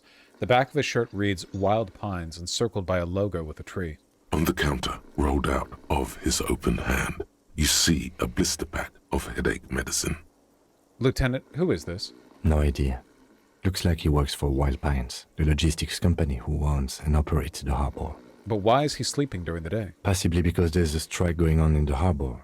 There's not much to do aside from drinking and sleeping. Pick up the pills. The man does not mind. You probably need them more than he does. Wake him up. You gently shake his shoulder, but nothing happens. This man could probably sleep soundly in a ship's engine room. Oh, we'll come back to you.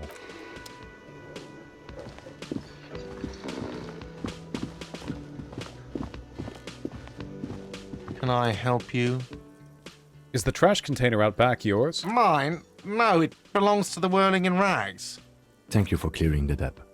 Why do you keep the container locked? I like that Kim doesn't like him either. Why? To keep the hobos and drunks out. That's why. And the neighbors too. They put their trash there and they don't pay for the garbage company. I thought as much. And are you the only party with access to the trash container? Well, yes. Us and the garbage disposal company. It seems a little callous, doesn't it? Something stirs in you. Wonder what this feeling is. Prod at him and find out. Doesn't it seem callous to you, guarding even your leftovers from the poor? Callous? What are you, Kras Mazov? Almost all establishments in Revachol keep their trash locked. The whirling in rags is not special in that regard. Krasmazov, nom de guerre, was an economist and a historical materialist. He was a leading figure on the Grad side of the Centennial Revolution, where he headed the 9-day government. Mazov is considered the father of scientific communism, Mazovian thought, or Mazovianism. Yum yum, tell me more. He killed himself. Maybe I am Krasmazov. What are we talking about? Was this not about the trash container? No, wait. Whisper and point to the back of your head. What if I am Krasmazov? We should return to the case of your mistaken identity at a later time, officer. This was about the trash container. We need those keys. What for, Mazov? Are you planning to nationalize my trash container? It concerns the case. Please cooperate. Just bring them back once you're done, please. I need a drink. Can you pour me one?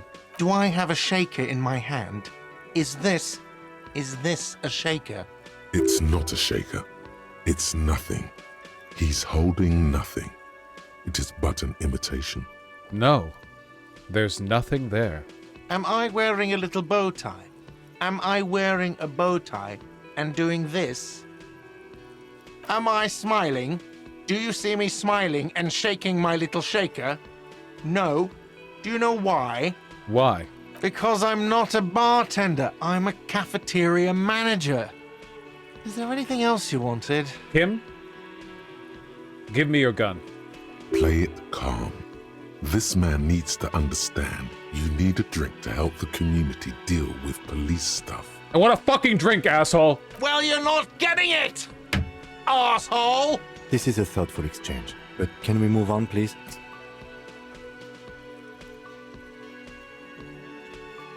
I talked to Sylvie. She left because of me, not you. Wait, what? But what about the bird? The bird? Yes, the bird. I found it lying on the floor with a broken wing the morning she left. She didn't break it, I did. I threw it against the wall. You broke the skewer! I assure you it was him. Why on earth did you have to break the skewer? You tell me. I can't believe it. I was so sure it was Sylvie. Even worse, I thought she was trying to send me a message. Symbol of hope and all. A tender type of hope. Something stirs in you. Perhaps this is why you broke it. That bird ain't no symbol of hope. It's a menace and a traitor. All right. Did she say anything else? About me, you know? Did she say anything about me? I can't lie to him. She said she was flattered. It was just bad timing. I think trying to get in the way of love is irredeemable. You have to believe. You can't. Love hasn't worked out yet. Should we stop building love? She said she was flattered. It was just bad timing. Really? I should give her a call then. The man doesn't know what to say. He wipes his brow and stares at the counter. Thanks, I guess. Was there anything else you wanted, or...? By the way, I'm going to sing karaoke here. Absolutely out of the question. Absolutely in the question. First we find a sad banger. Then we sing this place to shit. Your body is ready, sire. I've seen something here at the Whirling Guard. A thing I need to talk about. What thing? Guard, I saw a sign that said I couldn't go into the kitchen. Why can't I go into the kitchen? What are you, a cook now? That's none of your business. Maybe I am a cook? You're not. You're a menace. Fine, okay. The kitchen is closed until 1 p.m. because the real cook is working. You can snoop around after that, if you must. I saw a sign that said the mess hall is reserved for the Union. Yes, not the whole damn Union, thank God. Just the nastiest and loudest faction. They come here in the evenings. Dumb, unruly types. Think they're big shit. But they're good customers. They place big orders and always pay on time. We should find out who this Lord faction is, occupying the booth. Loudness means talkative, and we need info. How do we find them? We don't. We have to wait. They'll show up sooner or later. Men get hungry, even striking men. If not today, then they'll be here tomorrow. What? By the way, you should come back to this thing-based questionnaire if you see anything interesting in the whirling later.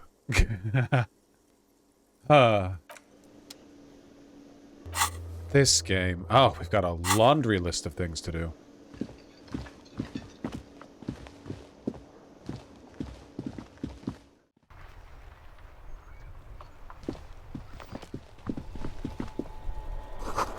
There are bottles inside. You could pick them up if you had a bag. I would love a bag.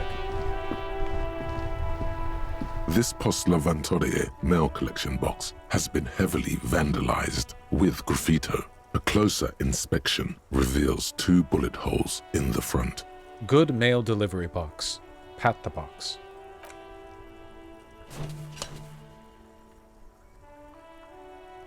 The box seems happy.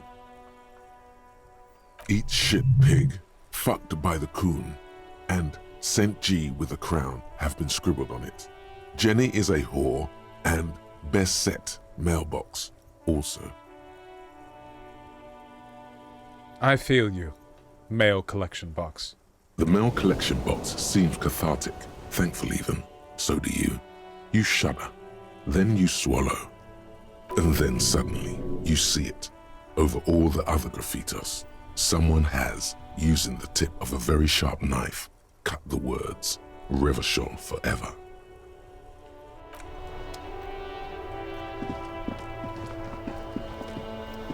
The worn and beaten wooden planks of the bench do not look overly comforting. We can sit on benches after we've solved the murder. Let's go. Some great tectonic force has cracked the pavement like an eggshell. Is graffito a real word or just a game thing? I'm pretty sure that's just graffiti, but in-game. They did a wonderful job building this world by adding in little touches that remind you that you're not on Earth, but in ways that allow you to... I think it's Latin? Italian or something? I don't know. An ancient fountain. It doesn't pump water anymore. There's a tree in it. They say this is Earth multiple times. This is not Earth. This is not the Earth. This might be a Earth, but this is not the Earth. Wait, graffito is the singular of graffiti. Really? Wow, no one uses that. Tire tracks leading onto the roof. The slush and rain has almost washed them off. Yes?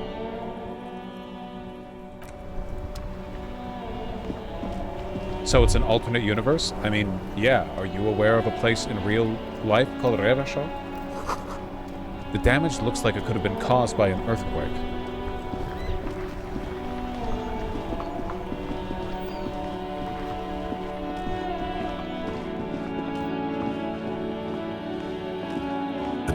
Call box with a matrix of push buttons lists all the companies in the East Delta Commerce Center.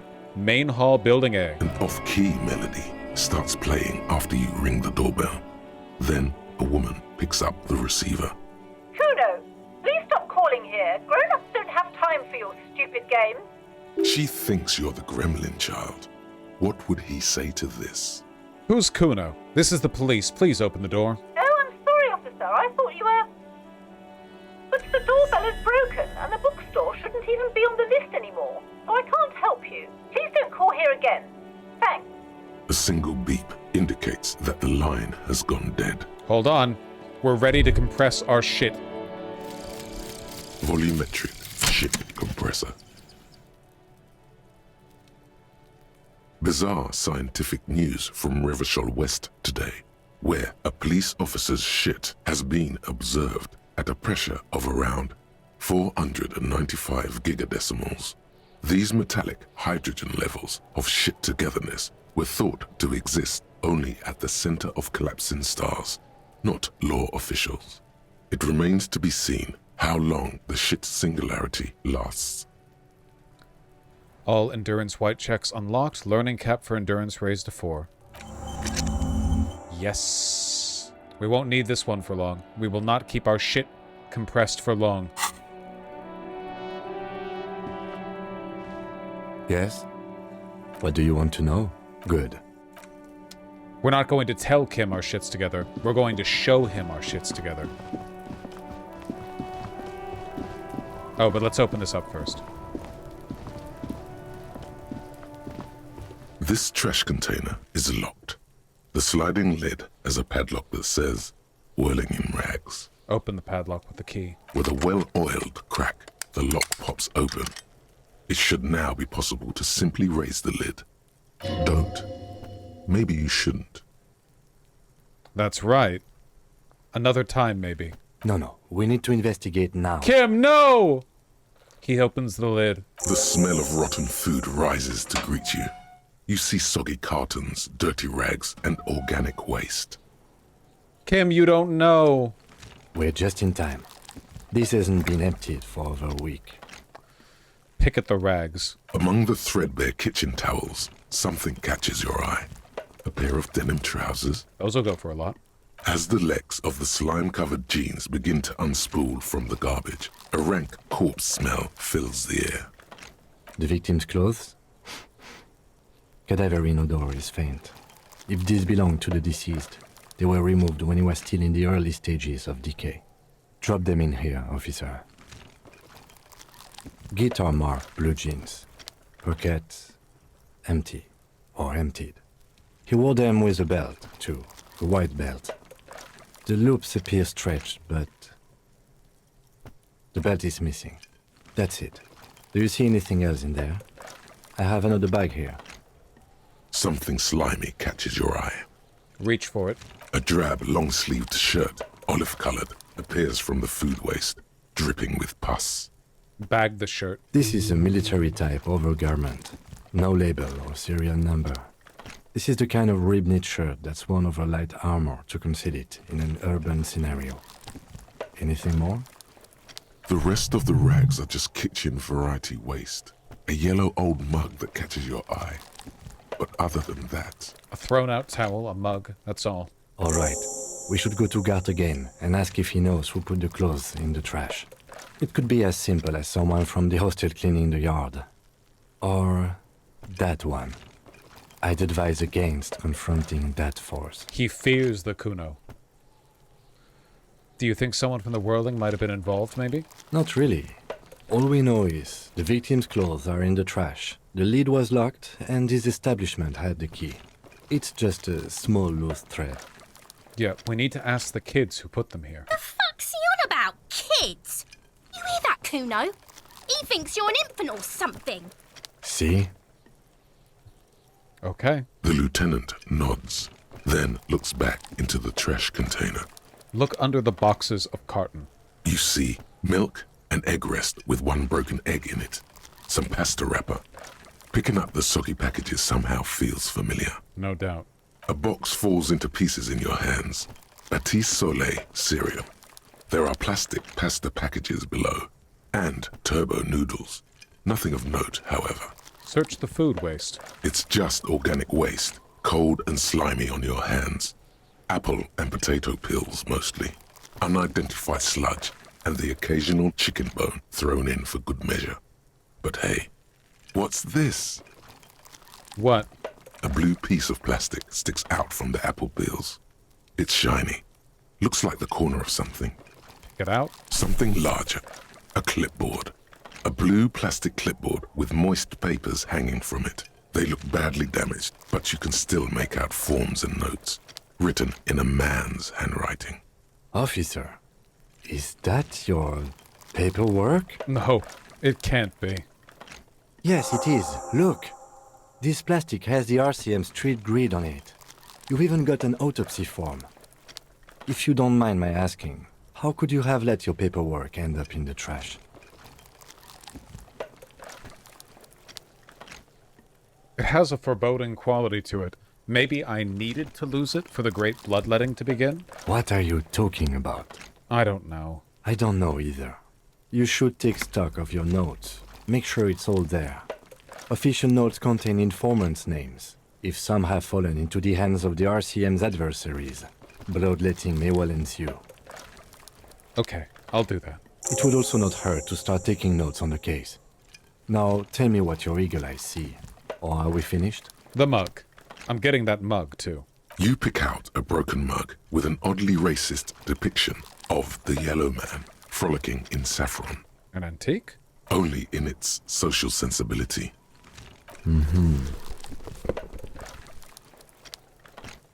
The container sounds a muffled gong.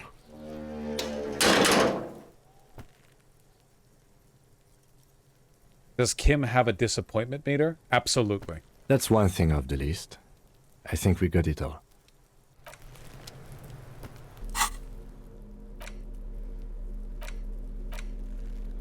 It's just a racist mug. What's there to read here? Not much. There's actually quite a lot to read into here. Look at all that content. Oh boy, here we go. What are you going to say about a broken, tossed-away mug that you dug out of the garbage?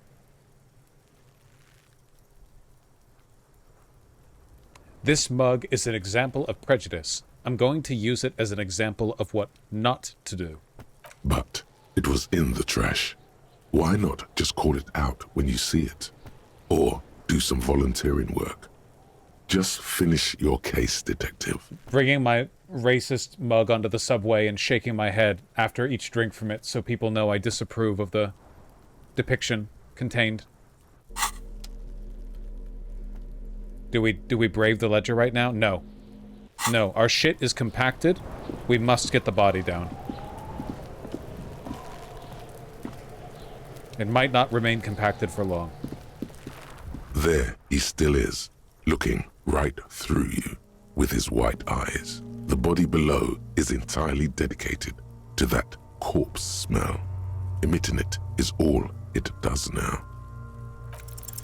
Ha ha Shit. ha. Again, the corpse laughs at you, pus dripping from its mouth. You will never be able to hold it in. It's always too much. Every time it happens, it gets worse and worse. There's nothing more to throw up now. Villara, I don't want the crying and Type A stuff. Dryly at the same time.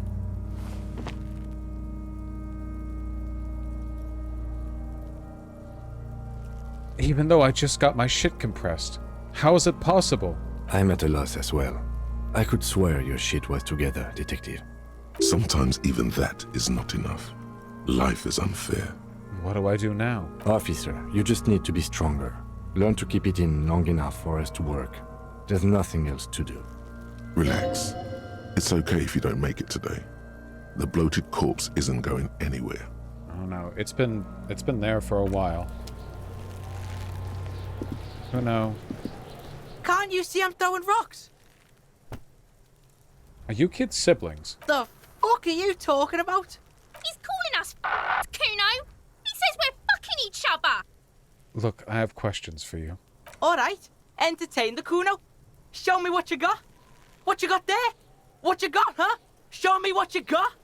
This body, what do you know about it? Shitload pig. What's your question? Don't tell the pig shit, Kuno. Help me out here. What do we want to know? If I were to want to waste my time, which I do not, I would ask them who he is, how he got there, and the usual. The usual being, have you seen anything out of the ordinary? Or have you seen anything suspicious? Do you know who he was? Kuno's fuck imp. Kuno uses the fuck imp for target practice. He's trying to hide the fact that he doesn't know. I meant who he was before he died? Kuno knows what you meant. Kuno's not a snitch, that's all. Trying to make Kuno sing into the popo phone. Do you know how it got up there? Probably climbed. Kuno was busy down the road when that shit went down. So you didn't see it happening? You heard Kuno. Kuno wasn't even in Martinez. Kuno wasn't in Revachol. Kuno wasn't regional. Oh, okay. Where did you go then? I don't know. Some fucking... Mesk or I don't know. Some other place. Night City. Kuno was in fucking Night City. That's... Do you have any guns? There is no Night City anywhere. That sounds like the name of a city in some pulp science fiction novel. Cute. They're referencing that the tabletop was around before the video game. That is a fictional city name. Night City doesn't exist. Why you gotta be riding Kuno's ass? You haven't been where Kuno's been. You haven't been in Kuno's head. You wanna know where Kuno was? You wanna know what Kuno's been fucking up to? Don't tell him that, Kuno. It's lame. It's not fucking lame. Kuno's building Kuno's City. Night City. Rage City. The City of Rage. That's it. And it's not lame. Lame. That's the name of Kuno's City, bitch. Get the fuck off Kuno's back. This shit ain't about that. Like, reflecting on him now, after everything that I know about him, Kuno genuinely has, like, a conceptualization score of, like, 9. They put effort into making it clear he's not stupid at all. He's, like, really, really smart. It's just, you know, buried under, you know, a lot. Have you seen anyone suspicious around? Just a couple of pigs sniffing around in the dirt. That seems pretty fucking suspicious to Kuno. Yeah, you tell the faggoty, Kuno. Looks like you're a faggoty now, whatever that means. The suspicious question doesn't really work in antagonistic situations. More on this later. Right now, let's talk about something else. You're testing Kuno's patience here. Get lost, About the crime scene, you kids often play in this yard? Right, pig. This is where Kuno plays with his little wooden choo-choo. What do you want with it? The dead man's clothes were in the trash container. How did they get there? Yeah, Kuno doesn't know shit about that. That shit is beneath Kuno. I need to know. It could be a lead in the investigation. Someone may have tampered with the murder scene. Listen. Kuno doesn't care about this small-time shit. Just listen. Kuno saw what you did there, dumpster diving. Sad shit. Kuno could hook you up with some sweet rags. Shit like Kuno's wearing. Your size, good price. 500 real. Okay, entertain me. What's so great about these pants? Pig, these are found modulars. Liquid fit, performance crotch, urban survival shit. Made in Mirova by scientists. Pants scientists. Believe it, you need this shit. He unzips his jacket to give you a quick peek at the plastic-wrapped pants. They are graphite black and look brand new. These could drastically improve your chances of survival in the urban wilderness. Coach Physical Instrument endorses these pants. They are tartan ready. They will also make you into an idiot. I might be interested in the pants. Let's talk about this later. All right, Pico. Shit's rolling. Don't do business with the pig, Kuno. He's gonna steal all your money, Kuno. As you can see, Kuno and C don't trust you. Can't do business without trust. Task gained. Buy found pants from Kuno. There's more to his distrust than being a pig. He feels threatened by something obscure in you. What that is, however, remains a puzzle for now. The ladder, ever climb it? Look at that fucking shit. You're trying to get Kuno killed. So would you say the ladder is unclimbable? Fuck does Kuno know? Kuno's not a fucking acrobat. The lieutenant takes a quick note in his notebook. It's a trap, Kuno. Don't climb it, Kuno. There was also a mug in the trash. The fuck? A mug in the trash? Is this about the fucking clothes again? Yes. Does this racist mug have anything to do with it? Yeah, Kuno sees where this is going. Kuno's got that fast brain. You saying you pigs are after the mug fucker? 'Cause he's the clothes fucker? I can't hear you, Kuno. Speak louder, Kuno. That's exactly what I'm saying, Kuno. Someone has tampered with the crime scene, cleaned some of it up. Shit, that's tense. Someone's going to the beat-down basement, huh? Mug guy gonna get tied to the radiator. He nods in approval. The kid may have something there. He's already come up with an interrogation technique, too. Kuno doesn't know who put that shit in there. And if he did, he wouldn't squeal. But if you find out, maybe you can... Stop turning into a pig, Kuno. They're trying to get you hooked on the snitching. Get away from my Kuno. Yeah? Get your bacon shit away. Kuno doesn't like to be seen with the popo. get your shit done and out of Kuno's face. What's in the greenhouse back there? Dunno. Kiptas gardener used to work there. Kipt is a pejorative term used to describe people of South Seminese or Areopagite descent. It used to be a common first name among the Areopagites of Ilmara. Not so much anymore. Hold on, the gardener used to work there. Yeah, that's what Kuno said. She couldn't handle the heat, so she took off. Kuno can take it. Shit's nothing to Kuno. You mean the young woman by whirling in rags, that gardener? Look, Kuno doesn't explain shit. Kuno just says shit. This guy could have been a promising live streamer if he was born in a different time and place. Yeah, her. Kuno, there's a stack of Eternite back there. That's just some shit roofing gimps left behind, lazy dinks. He's hiding something. Are you hiding something? Pig, if Kuno was hiding something, it would be hidden. But it is not hidden, is it, sire? You picked up on it. You should examine the pile of roofing material again. I might have questions later. Yeah, whatever. Kuno doesn't give a shit. I gotta ask, who is Kuno? Kuno's Kuno, pig? Kuno. Primal. Violent. Kuno sounds like something you'd call a rabid dog. Yeah, think about it. Think about that rabid Kuno shit. Watch out, Kuno! He's trying to fiddle you! He's gonna put his hands on you!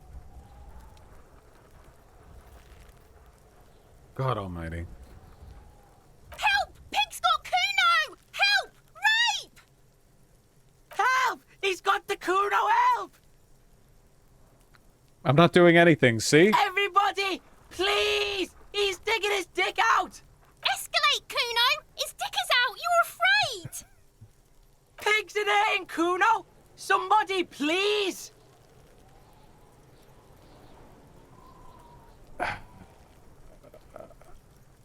Are you high right now? Help! Misters, help! He prances around, eyes bulging out of their sockets, rolling hard, yelling at the windows. Rolling super hard.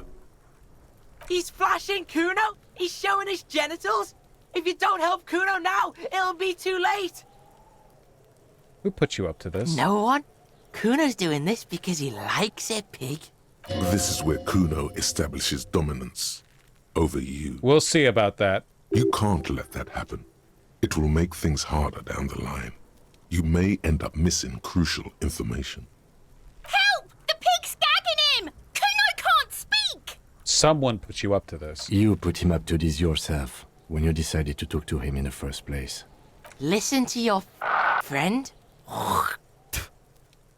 Kim, did you do this? Yeah, we're all in this together! The Banani Poika is losing it. The lieutenant doesn't even shrug. Help! The RCM is trying to fuck us! All right.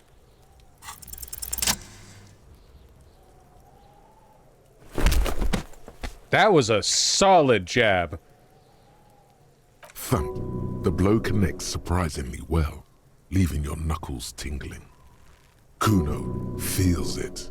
This was no light tap. What?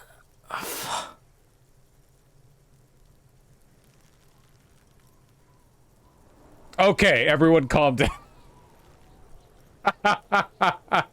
Officer, you need to calm down. No, we're calm now. Okay, pig. Kuno knows to respect that violent shit. You should see Kuno's dad. Kuno's dad doesn't give a shit about anything. We're gonna fix you up later, Kuno. The creature behind the fence has fallen ominously silent.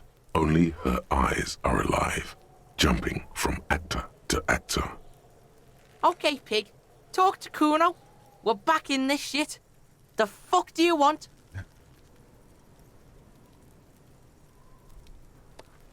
I have more questions about the crime scene. Yeah? The kingdom of Kuno. No, yeah, nothing whatever. there. Discuss What the body? fuck about Nope, it? nothing You're there. Testing. Get lost! So you respect me now? You're dreaming, pig. That's not how this shit works. A little. But don't expect anything to change. Don't let him dominate you, Kuno! Fuck Fuck his fat ass! We're gonna come back to this one. Figure out what's going on with this kid. He's on your crime scene, bossing you around. And he's been here for some time too. This is where he hangs out. You have to get more out of him. He could be useful. Kuno. City of Rage? Night City? What's going on there? I'm intrigued. No! The evil shit behind the fence hacks like she's coughing up a furball. You told him about it and now he knows your name! The prospect of Kuno turning lame is physically painful for her. The city is not fucking lame. You are lame. Kuno's tired of defending Rage City from... Just fuck off, alright? And fuck you too, putting Kuno on the spot like that. Kuno doesn't need to fucking explain his shit. Kuno's king. He rules here. Fuck did you want? Explain himself? As if explaining some kind of work? Some kind of avant-garde work way ahead of its time? I'm intrigued. You must get to the bottom of this one of these days. Sadly, it's unlikely to happen today. Kuno doesn't fucking care. Oof. She ought to shoot her. You're holding him back. Kuno, the pig's getting pretty close to me. Come to snuff my shit out, I think. Take one step closer. Looks like it's time for me to go, Kuno. Pig's come to take me in. She means it. The fear is real. I just want to ask you some questions. I'm going away for a long, long time, Kuno. Going away for life. What's going on there? Fuck are you trying to pull, pig? Listen, child. That corpse made me puke twice, and I was wondering why you don't... Stay away from me, pig. You don't want to see what happens when you corner me.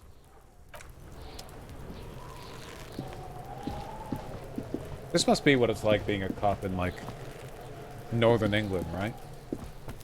All of the, like, soccer hoodlums, or whatever. There are several footprints in the mud, left by work boots.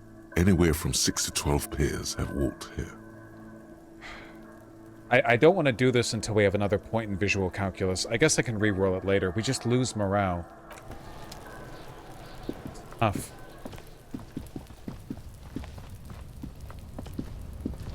An inconspicuous pile of the roofing material, Eternite. Try again. Because there's Nice! a secret door hidden behind the panels of Eternite.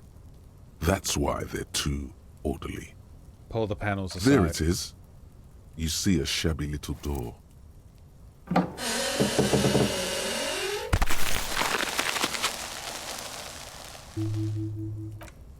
What is this then?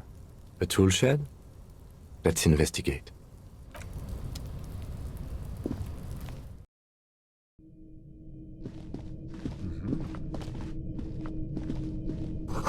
An empty tube of magnesolum magnesium supplement. Oh, hold on. One thing at a... Oh, we'll get that in a second. One thing at a time, though. Cured pig's head. It looks mummified. Ew. A silver plate with traces of bone yellow powder. Be still, my beating heart. It's amphetamine. Yes. Sweet amphetamine.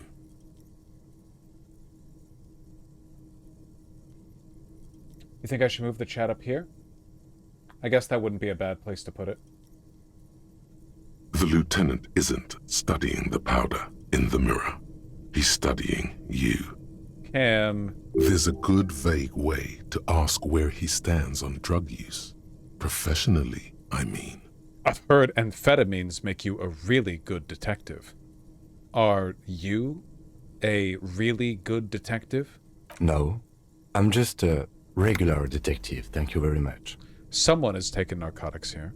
Perhaps the police should interfere? Perhaps not. This is below our pay grade, detective. However, see that ladder there? It's probably another way into the industrial harbor, no? The secret path the local kids use. The poster says, get out of the way or get fucked up. 34... Oh, there we go, sorry. Kept hitting the tab button. My jacket!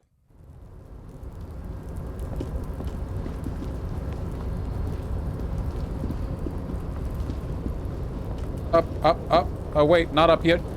Over here. These barrels are half full of rainwater. Can't do that.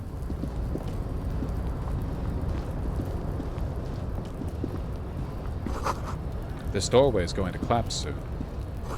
Restoration pillars to keep the ruins together. Postcard Grand Crown 37. Ooh, and some real.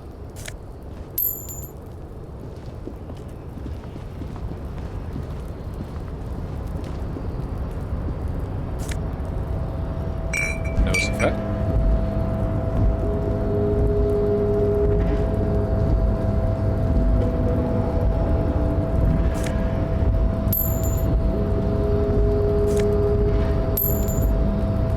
It's so good.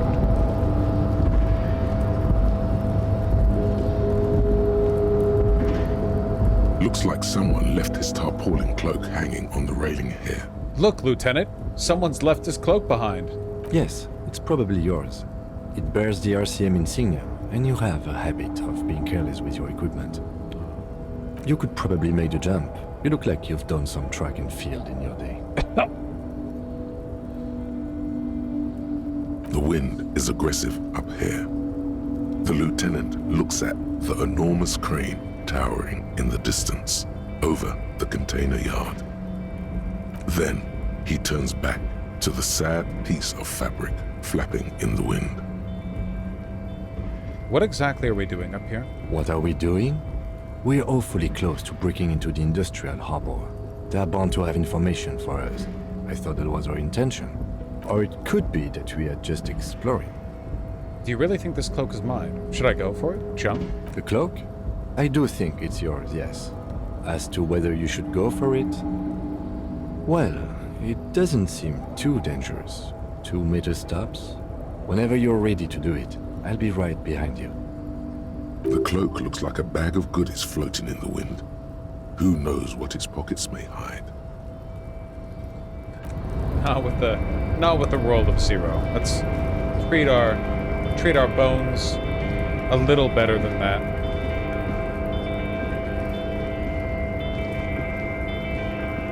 Why jump? Just drop down. No, that's what he's referring to. We are not in good physical shape. I mean, kind of. It's complicated.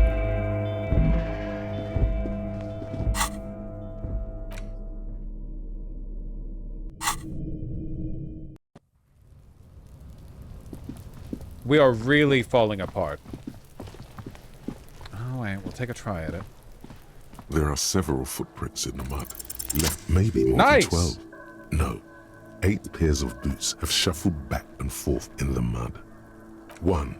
Standard work boot. Steel reinforced toes. Number 46.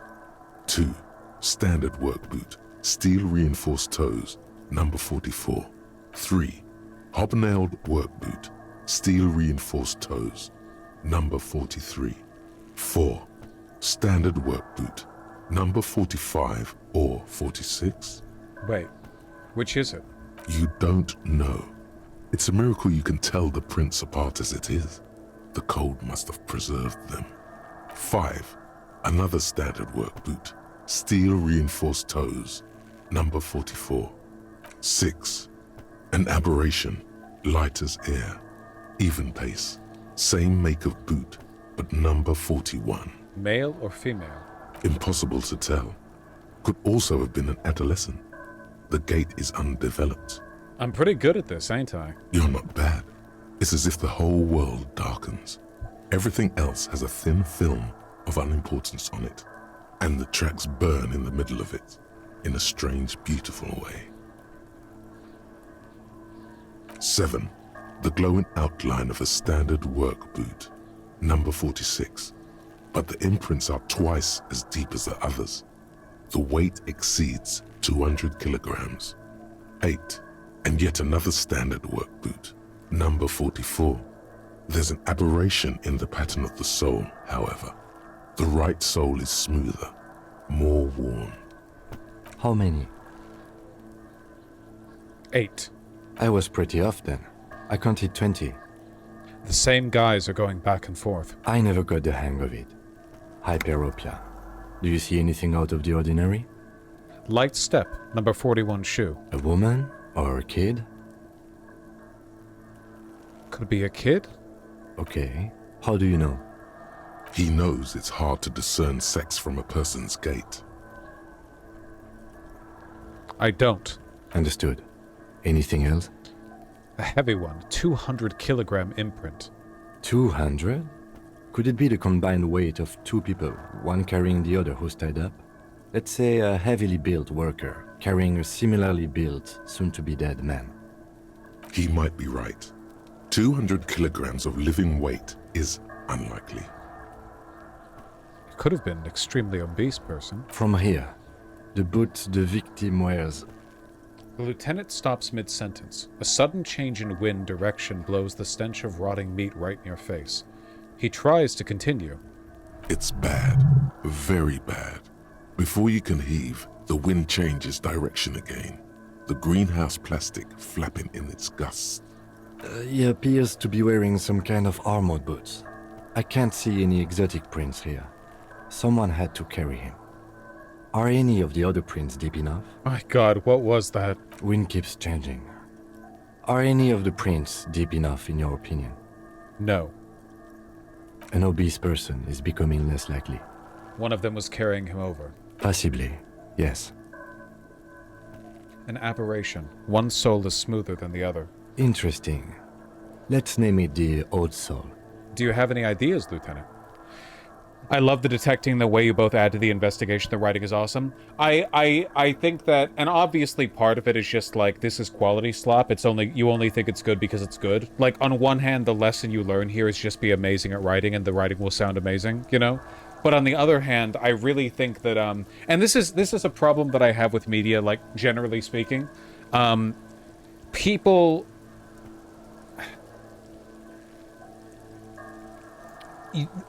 Writers don't respect their readers, or maybe the executives don't think the writers should respect their readers, or whatever else. So when a character plays the fool, they have to be the fool in everything. I really like the archetype, or the trope, of a character who is extremely competent, but there are other things hampering their competence. So you get like a dynamic interplay between a... you know, like extremely refined abilities, and also a non-stop cavalcade of reasons why it's difficult for them to apply them.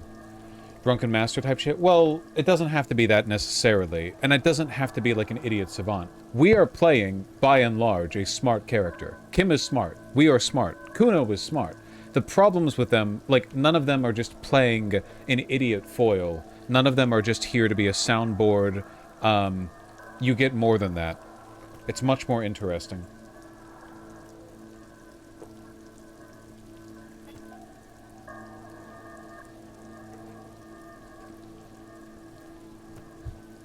I think, fundamentally, the quality of writing you see here stems from writing characters that are not purpose-built first. Kuno was not written, in my opinion, just looking at this, as the belligerent kid who heckles you while you conduct your investigation. He was written like a character, and then they placed him in the scene. Likewise with us, likewise with Kim. They're like a person first, not a role in the story, you know? And what that means is that as you build out the character and you get to like workshop it and like develop and like layer and layer on and on. Want to know for real? No, I don't like word from God. You are on the other side of an impermeable barrier. Yeah, if you stop thinking of characters as like plot devices, I think that you gain. Oh, you all understand. Yeah, say in spoiler tags. Just because I'm talking to a wall doesn't mean chat has to not know.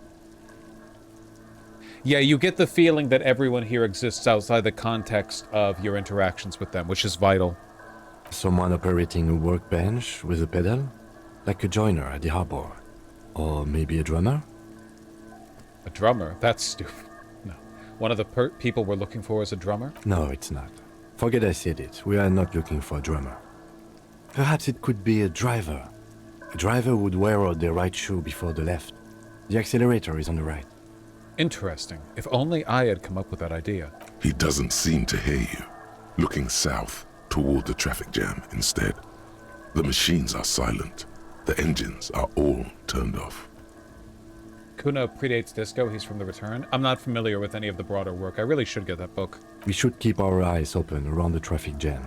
See whether anyone strikes out as a potential suspect. Seems prudent, no? Yes, prudent. Mm-hmm. How old do you think these tracks are? A week, maybe? 7 days would fit the time frame provided to us by the caller, who reported the hanging. It is not impossible. How do you know? I pulled last week's forecast for coastal Havashol. 7 days below freezing. The day before, the day of his hanging, was the last warm day. Correct again. Sub-zero temperatures would preserve the tracks in a good state. The commotion here could have taken place a week ago. What do you think happened here? What do I think? A mob of people brought something heavy to the tree. One of them was carrying the victim. They shuffled around, especially under the tree. Then, after hoisting him up, they stood in a semicircle facing his direction. At first glance, this appears to be a lynching. Indeed. They all stood in a row here and looked at the tree. The way you bounce off each other's ideas is like real detective work.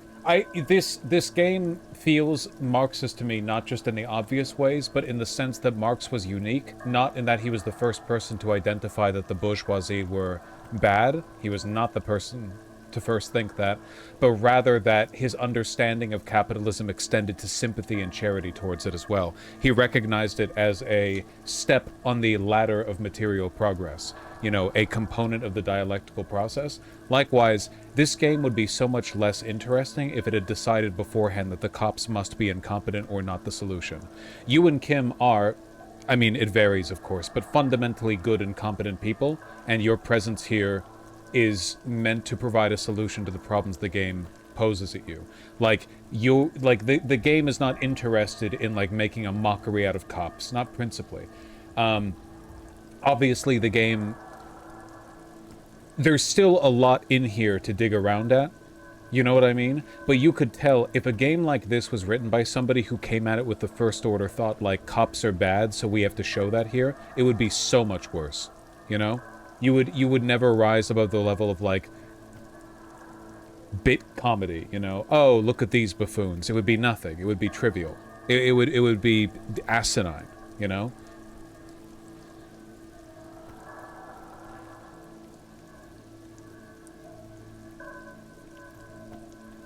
We've been through all of it. This game is not interested in presenting the cops as fundamentally, like as an institution or as people, undeserving of sympathy, much in the same way that this game subjects communism to endless ridicule, you know? In that respect, it's more interested in getting you to think about what it's presenting you than to present you with its opinion on what it's presenting you. In reality, there are competent cops, and there are many, many incompetent communists, and encountering them tells you far more about the world than being given like a children's storybook about which ideology leads to the best outcomes. Even though we know it's communism. All around you, rain falls on the great city of Revachol. Rain drips from the eaves and floods the gutters, washing the filth away. The spring thaw must be here. The snow is melting. What am I doing? Looking up at the sky, cold water dripping from your hair. What do I see? Grey sky like great battleships, clouds colliding with one another. Rain falls down on the world. How does it feel? Your shirt sticks to your chest. The shoulders of your disco blazer grow heavy. The cold finds its way in under your skin. You shiver, and the city shivers with you. You're not dressed for this weather. You should get an overcoat or a patrol cloak. What is in the west? Sheets of rain over the water. a flight of stairs leading into the ocean. Wave after wave washing the coast of Martinez, with its motorboats and gently swaying reeds. The ruins of a half-sunken sea fort crumble on an inlet beyond the Bay of Revachol. Ghosts rise into the sky. Who are you, ghosts? The skyscrapers of La Delta, the financial district. Faint golden light seeps from the office windows. What is down the shore? Urban coastline, rain dripping off Eternite-covered roofs. Cinder blocks left over from half-finished construction. A defunct research and development building, once seized by revolutionaries. An old wooden church stands on stilts above the water. And beyond that? Coal City, end of all lines. Run your fingers through your dampened hair. Your hair is an oily mess flecked with ash from neighboring coal plants. Smokestacks rise somewhere in the distance. What's in the east? There's a fleet on the corner. A plastic coat is folded into a small triangle under the counter by the window. Beyond that, the strikebreakers have gathered. The great gates of the industrial harbor are locked. A chill runs down your back. You shudder like an animal trying to shake water from its hide. Shake your shoulders again. You shudder, looking down at your feet. Dirty rainwater runs veins into the plaza's snow. 2 green snakeskin shoes stand at attention on the mosaic paving of the plaza. What's in the north? Capeside apartments. Tower blocks crowd one another. 4.46mm bullets still lodged in their war-torn stone walls. Hallways collapse from the mortar hits of a war that was lost long ago. Clotheslines go to waste in the rain. Radios play. The news at noon. And closer to here? A yard. Rain falls onto the roof of a woodshed. Coal leaks into a puddle beneath a dead man's feet. He swings from a tree, bloated. Droplets of rain slip from his cold cheeks. What's in the south? A traffic jam. Rain thrumming on the roofs of motor vehicles. Inside, drivers watch water streaming down their windshields. The statue of a king shudders. He too is cold. The canal bridge has been raised. What's on the other side? The road ascends. A raised motorway loops above the ghetto. Beneath its concrete columns, a sea of rooftops, woodwork, and tar stretches northward. 4-story buildings as far as the rain can fall. The snows melt in Jamrock. What is Jamrock? Revachol is the capital of the world. Jamrock is the capital of Revachol. Droplets form on your eyelashes. It's home. Where the hood at? Have a brother in the cut. Where the hood at? Why am I not there? To be in Martinez, where no one goes, at the runoff point of a long-forgotten canal, in the whitest part of town, in the shadow of the day the revolution failed. What am I doing here? Standing in the rain, looking north, where Jamrock Rock City stretches inland. Where do I live? On a street there that flows like a muddy river in the snow, with fire traps rising on either side. A film rental opens its doors to the rain. An armored motor carriage rushes past the corner, where you used to walk together. I know the feeling. Suddenly, the hair on your back rises. You cannot return. I know. You can't open every door. In the rain-swept distance, above the rooftops of Jamrock, a repurposed silk mill stands perched above the motorway exit. Precinct 41 hunches in the rain. Your vision blurs. You wipe your face with your hand. The rain stings your eyes, making you look up and blink. What's above? Coalition aerostatics hang like apparitions under the cloud cover. Way up there, where rain forms, rotors flutter silently. your sight clears. Yeah, it took me a bit to get this in my first playthrough. The city of Revachol is under permanent occupation by a fleet of airships, artillery airships, that constantly have their guns pointed inward. Like, if you look out past the horizon, just fleets and fleets of zeppelins and dirigibles. The coalition fleet with its guns turned down on the city forever. What's below? Collapsed storm drains, old sewage systems flooded with rainwater. Hidden weapon caches from the revolution. Doors leading down to Leroyam. The catacombs to which, for 3 centuries, they delivered the blue-blooded dead. Motherfucker. This rain will not let up anytime soon. You should get a raincoat. There's a freight to the east. They sell them there.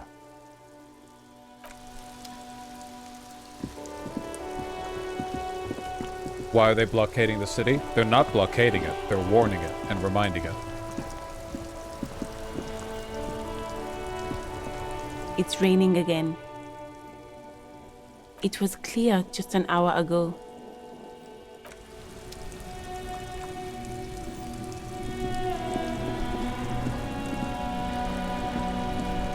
I am a gander and a hunter and a gatherer. Feel like a traveler. A simple little cadence. He seems to be making it up as he goes.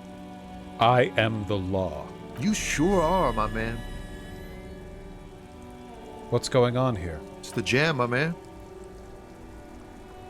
What's the jam? It's a traffic jam for the ages. Harbor gates up the street are shut tight. No explanation given. Workers on strike, scabs agitating, an all-around clusterfuck. Meanwhile, we're all stuck here in long-haul limbo for days upon days upon days. Upon days. Limbo, huh? So that's where I am. Yeah, exactly. It's official. He too agrees. This is the antechamber of the afterlife. So how long have you been here? Feels like forever. Like I was born on this here roundabout and this was all I ever knew. Just me and the metal and the tires, the oil and the fumes of mazout. Extravagantly phrased, but I can roll with it. Yeah, imagine. It's been a whole week already. So tell me, what do you need? Got any smokes on you? Nope, don't smoke. Some of the other drivers do, though. There's still a few around, waiting for the jam to disperse. Or waiting for the sweet release of death. Yup, nothing wrong with that statement. Your senses have nothing to add. You'll have to ask around elsewhere. Guess I'll ask around then. You could also check the kiosk down the street. Frit. With 3 T's. Revachol's weird. Here to spare some change for a working stiff? Huh? Oh. No, I ain't got any money. They don't want to pay for unfinished work. They who? The bosses, man.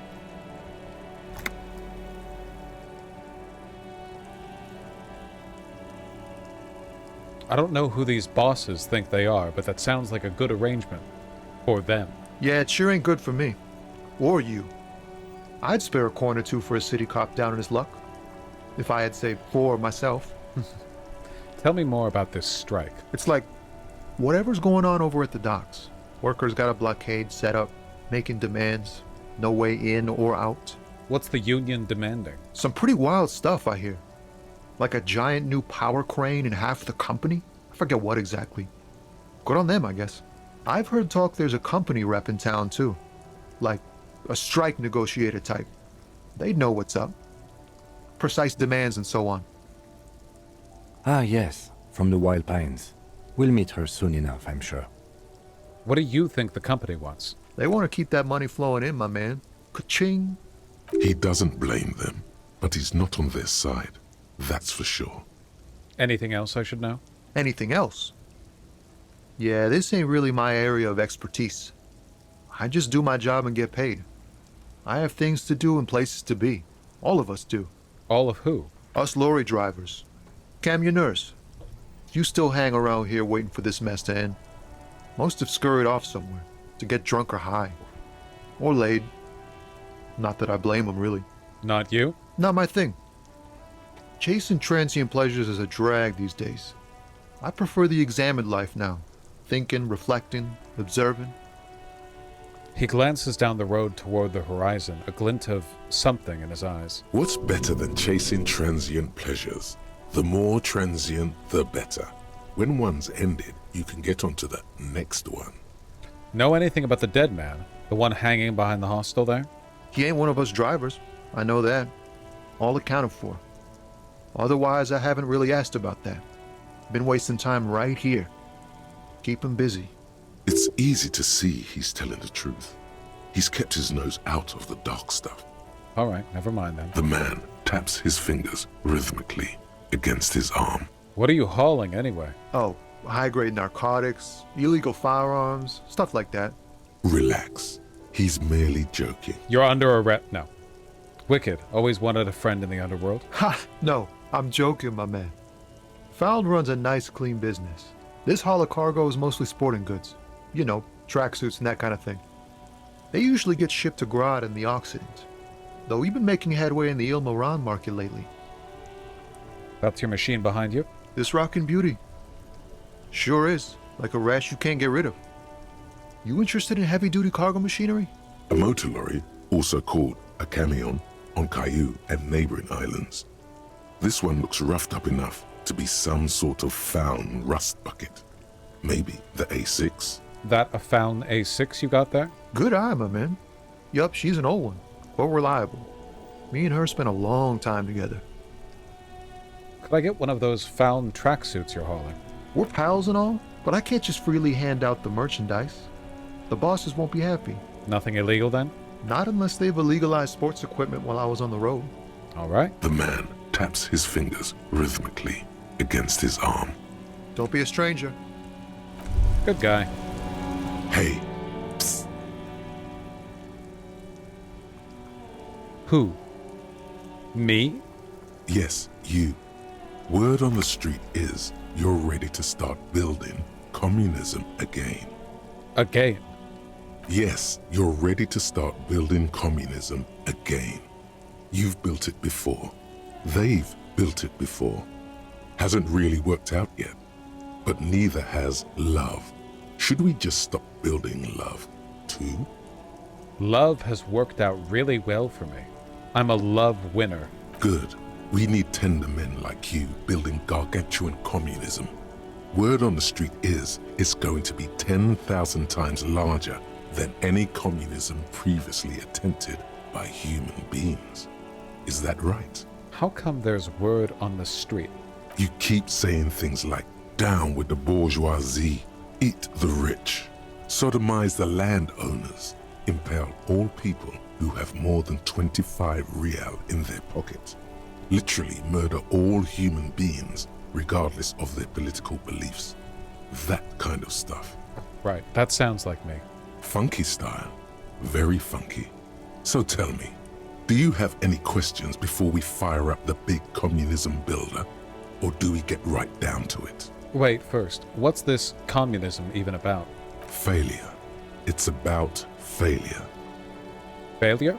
Yes, abject failure. Total, irreversible defeat on all fronts. Absolutely vanquished, beaten, curb-stomped and pissed on. Until you came along. You will reverse the fortune of the workers of the world. Like the thing, have you guys seen that one clip where Mamdani decided to run for office? It's not explicitly then, but it was back when he was a city councilman, state congress. I'm sorry, I'm actually blanking. What was his job before? Back when he was a local politician, not the mayor. Assemblyman, thank you. That was the word I was looking for. When he was an assemblyman, and someone there's a video of him. I don't remember what it was. He's pitched the question, or whatever else. But it was the first time anyone has him on video indicating an interest in running for mayor. I'd like to imagine this popped in his head. You alone, against every living thing, against every human alive. 800 trillion real in the hands of an impossibly well-organized ruling class. Towering city blocks of bankmen who have the ears of prime ministers. Million-headed armies of nations and the love of your own mother. You against the atom, the charm and the spin, where the whole world failed. Matter failed to bend to human will. Human will failed to get out of bed and tie its laces. You alone, single-handedly, will rebuild the dreams of the working class. You are the last communist. Now get to work, comrade. All right. Oh yeah, get the firing squads and the animal wagons ready. Wait, what? Firing squads? You didn't say anything about those. Too late to back out now. You can't make an omelette without breaking a few million eggs. No right-wing criticism of communism has ever been as salient as this one little blip in this video game. I mean, conservatives are essentially illiterate, so you wouldn't expect anything particularly thought-provoking from them anyway. But they could never engage with communism as it actually exists in the minds of its advocates because they're locked hopelessly in their mental war of race politics and cuckoldry. They think people become communists because they hate the fact that they're white or something. They're not even capable of... Yeah, they're like animals who don't understand why you feed or pet them or take them out for a walk. They don't even have the ability to engage with the text. Also, we're a feminist. Inexplicable feminist agenda. There is something you need to see, sir. We found the remnants of an ancient artifact lodged in your hypothalamus. It is a cylindrical object, piss-weathered and smelling of liquor. The paint is peeling off, but you can clearly make out the letters Revolutionary Feminist Agenda on the hull. It appears that some time ago, before you became a joke, you were an actual feminist. Somehow, you've come to that conclusion. Perhaps you can work your way back. I'm trying to understand this and my head hurts. What's difficult to understand about this? Could evolve into RFA.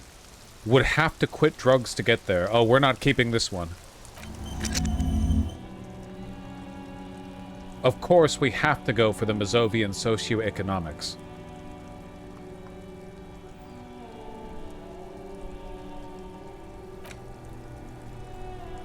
But for now, I think I'm okay with getting rid of, some kind of superstar.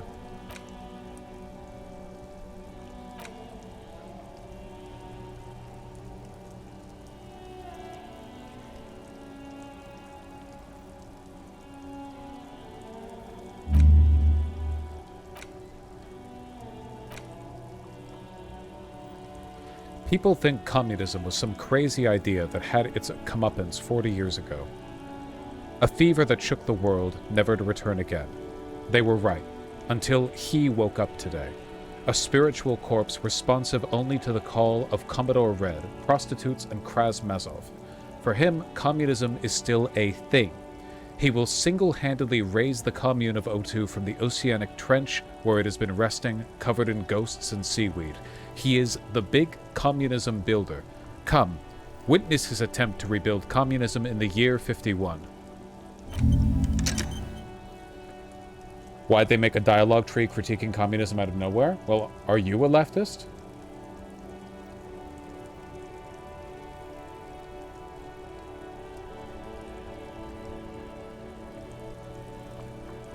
I wanted that logic back, Kraos. Yes? Then you should know about critiquing communists.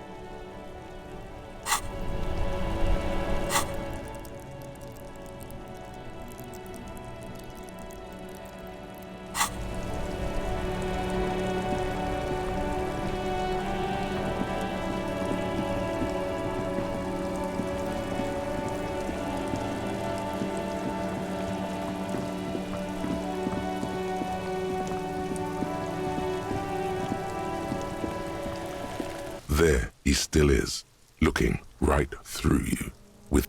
I'll get you one of these days.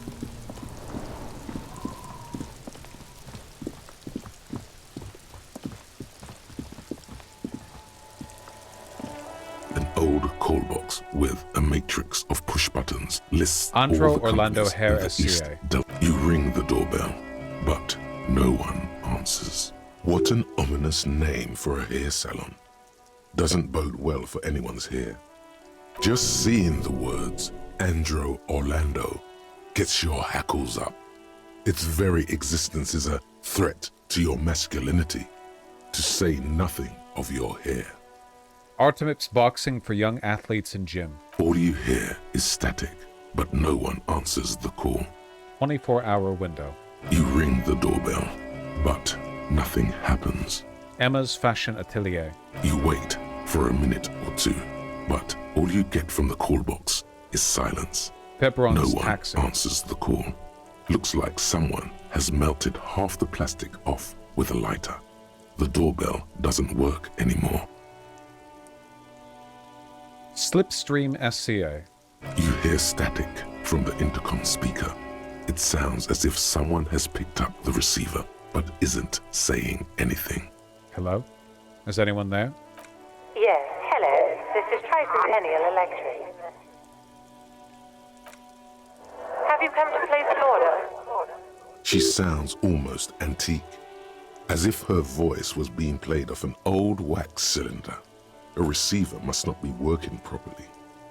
Hold on, Tricentennial Electronics. I thought it was calling Slipstream SCA. My God. The lieutenant exchanges a look with you. Uves. Shh.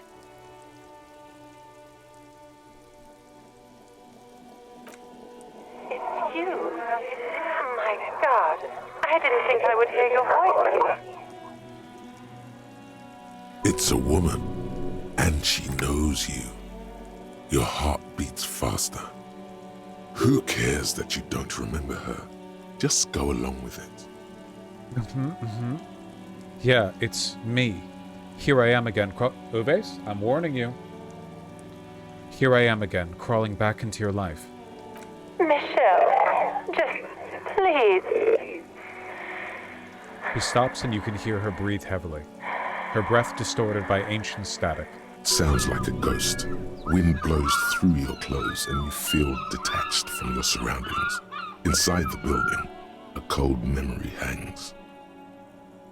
Why did you even call? I don't understand. You've been gone for months. I thought you didn't care. Of course I care. It's just that I've been going through some tough times. Ever since I came to work here, it's been different. As if my mind's been wiped clean.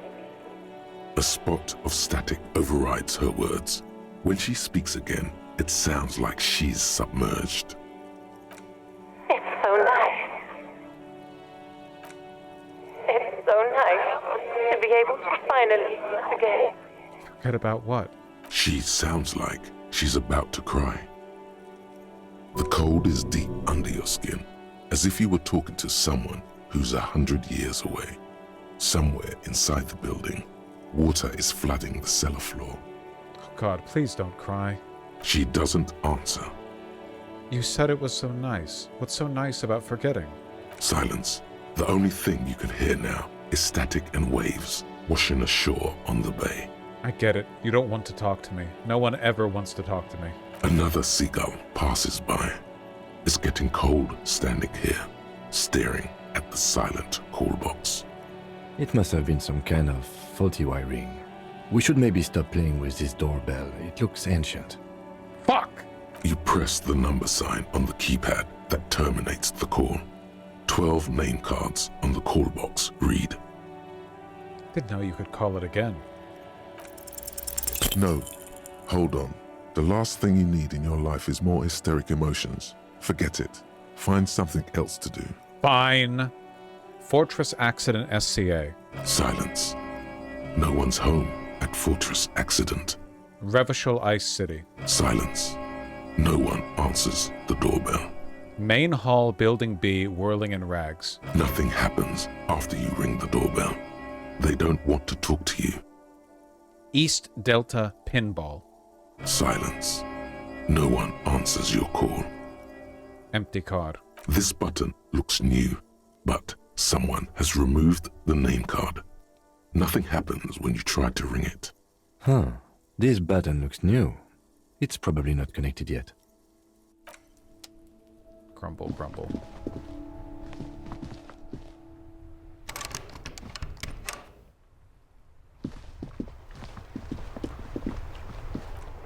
Good to do this now and again.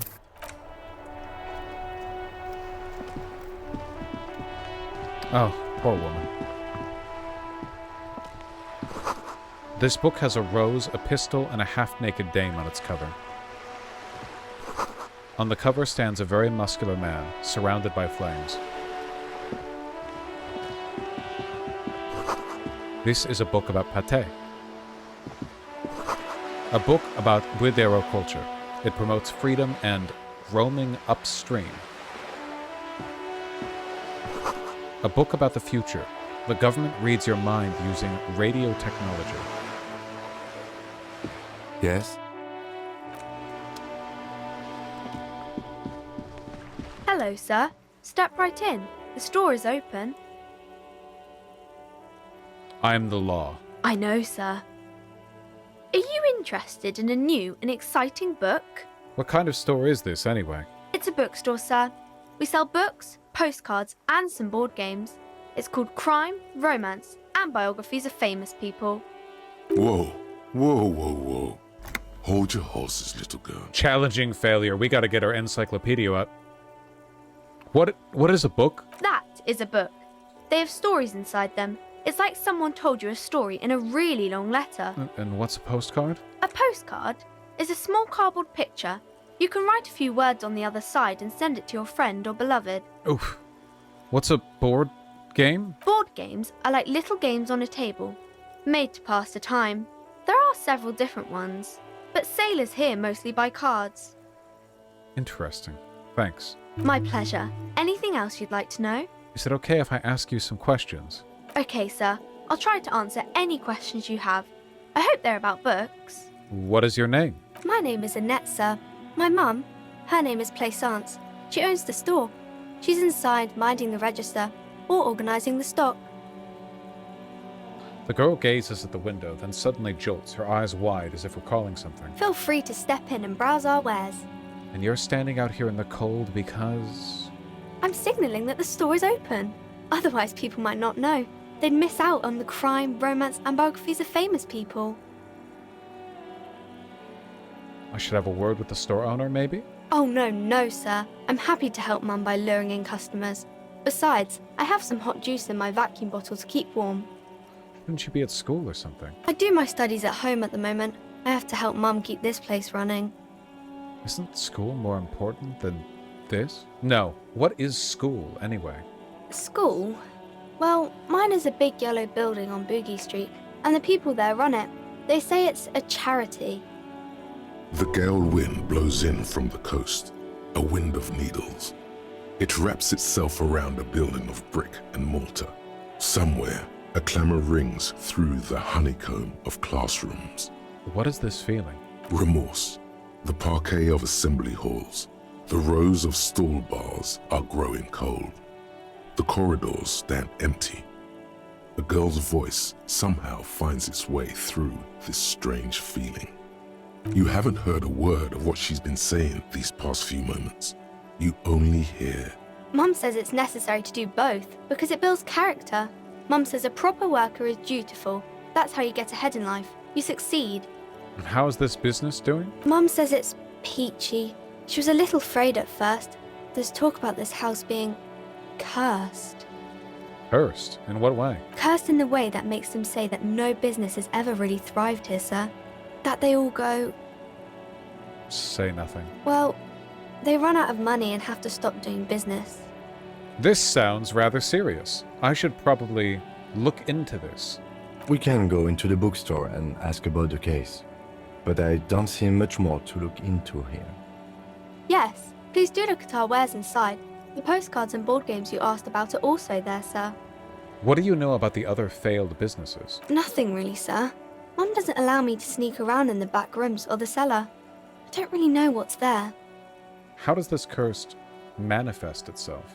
It does not. manifest itself in any way. It does not exist. Oh. I liked it better when we were talking about whether it's appropriate to stand out in the freezing weather. But Kim, the plasmic manifestations. No such thing. Anything else you wanted to talk about, sir? Enough about the curse. For now. Maybe I can tell you about some of our books instead. What is this crime business? Crime fiction is about murders or burglaries or things like that, and the work of a policeman or a private detective who's trying to solve a crime and catch the criminals. Why would anyone want to read about crime? It's exciting to people, I guess. They get to imagine dangerous things, and it's kind of like a puzzle, where you can guess who the criminal is, or how the good guys are going to catch him. I'm a policeman myself, by the way. The law, as I said. You don't look much like a policeman. Oh. Well, what does a cop look like then? Didn't mean to offend, sir. Sorry, sir. It's just that you don't look like Dick Mullen. She points to a book cover, on which you see a strapping Vespertine officer. He stands grimly over the body of a dead woman. I used to be exactly like that Mullen guy. Then I decided to live a little. What's that mean? You know, cut loose, raise hell, blow off steam. And everything's better now, sir? I don't know. Why is that? A man can never be truly happy with who he is. Oh, okay. I shouldn't have said that thing about Dick Mullen. It's not your body that's important in police work anyway. It's your... Head, yes. No, your resilience. Not head, child. Heads. Grit. A total disregard for personal safety. You gotta take the pain. This Mullen guy looks like he'd run to his mom. Ain't got no balls. That's a bit childish. A dick with no balls. Bam! Mullen's no real deal. He's got nothing on me. Obviously, sir. He's just a fictional character. He's no match for you. Maybe you can show me some real police work, sir. Like in the books. Okay. I'm going to deduce something now. You failed to deduce anything substantial. She waits intently. I'm a detective. I deduce that you are very small. Come on, don't be silly. That's not a proper deduction. What is romance? It's the type of book where there's a rich lady and she has to choose between the good man and the bad man. She smiles at the thought, perhaps imagining herself in that situation. Or there could be a story about a poor lady getting a rich man. It's about man and lady business, sir. What about a poor man getting a rich lady, huh? It happens, but usually the guy gets rich in the process. Or should actually be rich himself, but has lost his family property unjustly, like during the revolution or something. I see. Those are unhappy books, for most of the pages. People sad about what they have lost, but then it all turns out just fine in the end. What about when both of the men are bad? These are not very common. You can't have a choice between bad and bad. Nobody wants to read a story like that. But what if it's written really well? Well, maybe then it's fine. Maybe if the lady then decides not to pick either, because she doesn't need a bad man. Yes, that would be interesting. What about when everyone is poor? That's really not a proper romance story. That's more like everyday life. Sometimes you have to write about real life things. Not in romance books, sir. These are about nice and pretty people, and everyone is happy in the end. What about a book where the man and lady business doesn't work out at all? I haven't read many of those. Maybe you should ask Mum. Yeah? You think she has one about an excruciatingly painful breakup? I don't think it's a romance story if the main characters break up, though. No, think about it. One where they plunge into a torrid spiral of pain and recrimination. Only it's really long and drawn out. Scarred for life. Phantom limb. No, I don't know. You can take this.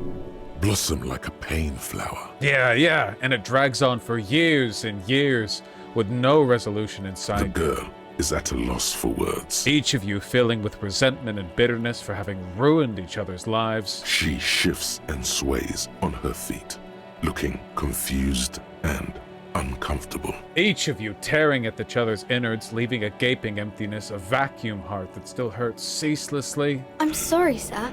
I don't know how to help you. Why can't you help me? I'm beyond help, right? Sir, sorry, sir. I'm still little. I can't. Don't worry, little girl. Got a bit carried away there. Let's back up out of this. Kim!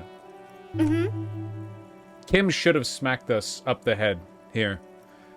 That's enough romance for me. I had other questions. Maybe some about other books? Who are these famous people? Oh, kings and queens and generals of old, or artists and writers, or musicians, those kinds of people. Kim, shoot me in the head right now. There's extraordinary about them.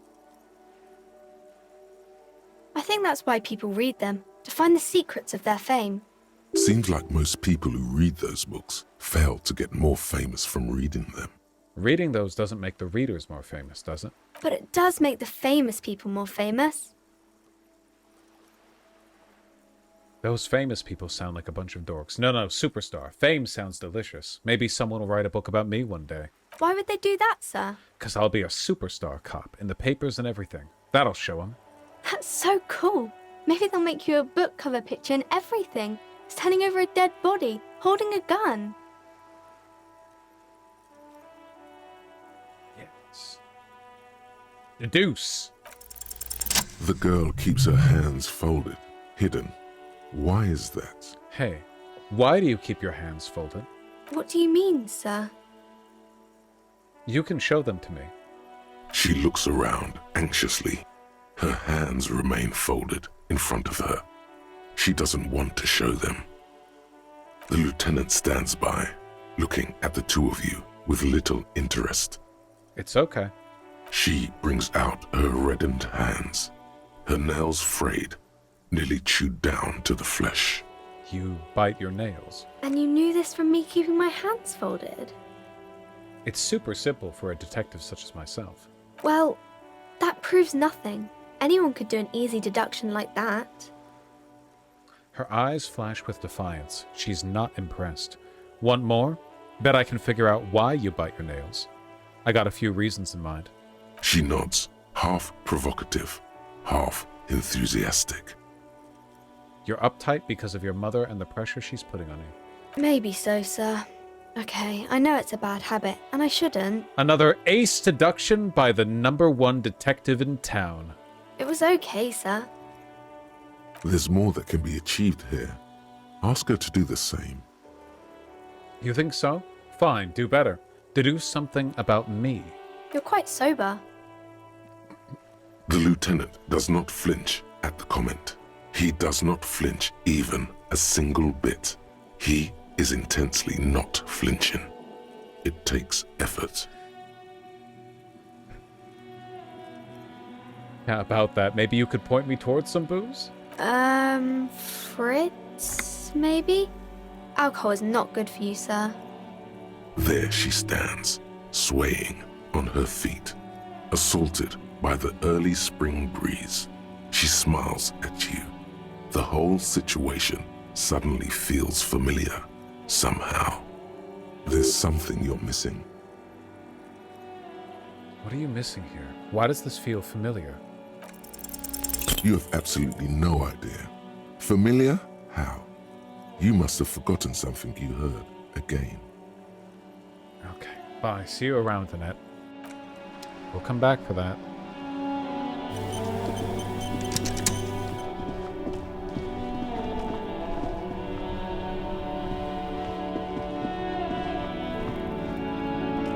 I can't believe it's not. It felt like springtime. All right. I want to take a crack at the notebook. Lads, buckle up.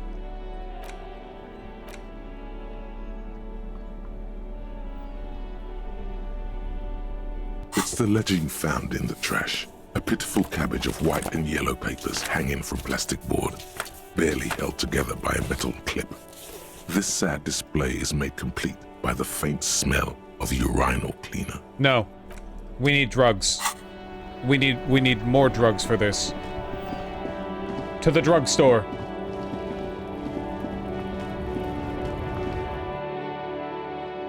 YouTube chat raid. Oh, hello, Tomfoolery Show. We're playing a video game. Hope you're all doing well. A small We cabinet need on the drugs. wall is filled with various medicine bottles, nasal sprays, and blister packs.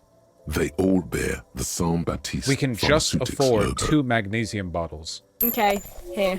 I hope Saint Baptiste makes you feel better or something. Okay, here. I hope.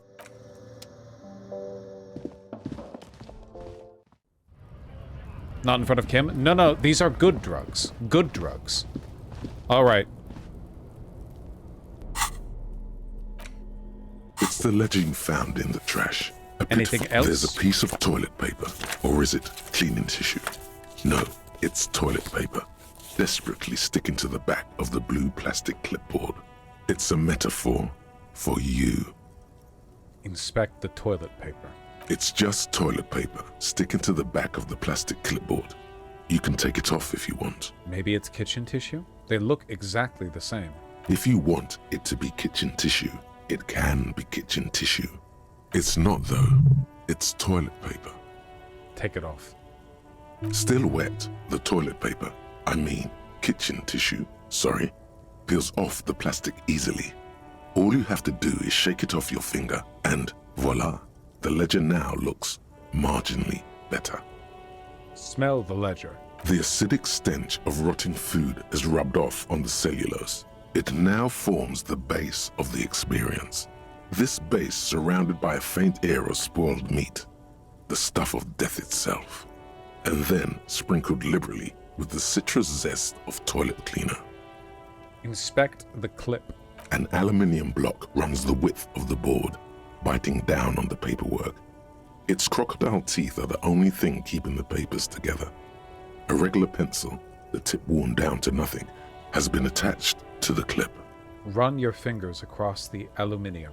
The surface is interrupted by a silvery sticker. It's rectangular, sparkling with iridescence. You don't know how you didn't notice it before. It is similar to the RCM watermark on your blazer the lieutenant mentioned. Didn't he say something about the headlights of his motor carriage? That you can read these there? Lieutenant, is this one of the hologram watermarks you mentioned? What? Yes, halogen watermark used for adding information to RCM property. Interesting. What kind of information? It depends. Aside from an anti-counterfeiting stamp, mine has my station number and address. The information varies by date of issue. Maybe yours will have how many cases you've solved. How can I read it? Any capable light with the right wavelength will do.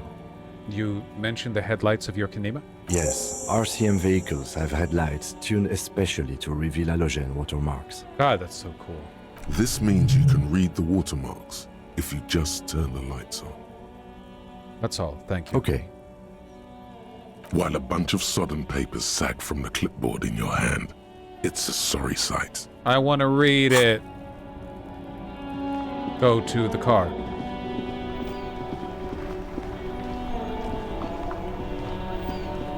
Inside, you see a set of steering levers, a radio microphone, a pull-out toolbox, and the soft glow of the fuel preheater gauge. Kim, how do I turn on the headlights? All right. Ready? I turn, you press start. It's next to the preheater. The dashboard lights up with orange glow. The rounds per minute gauge jumps, and the engine of the Caprice Canadian comes to life with a whiny growl. The lights unfold with a little click, casting electrical light onto the ground before the vehicle. There you go. I'll turn them off from the remote once you're done. We just need to stand in front of the machine now.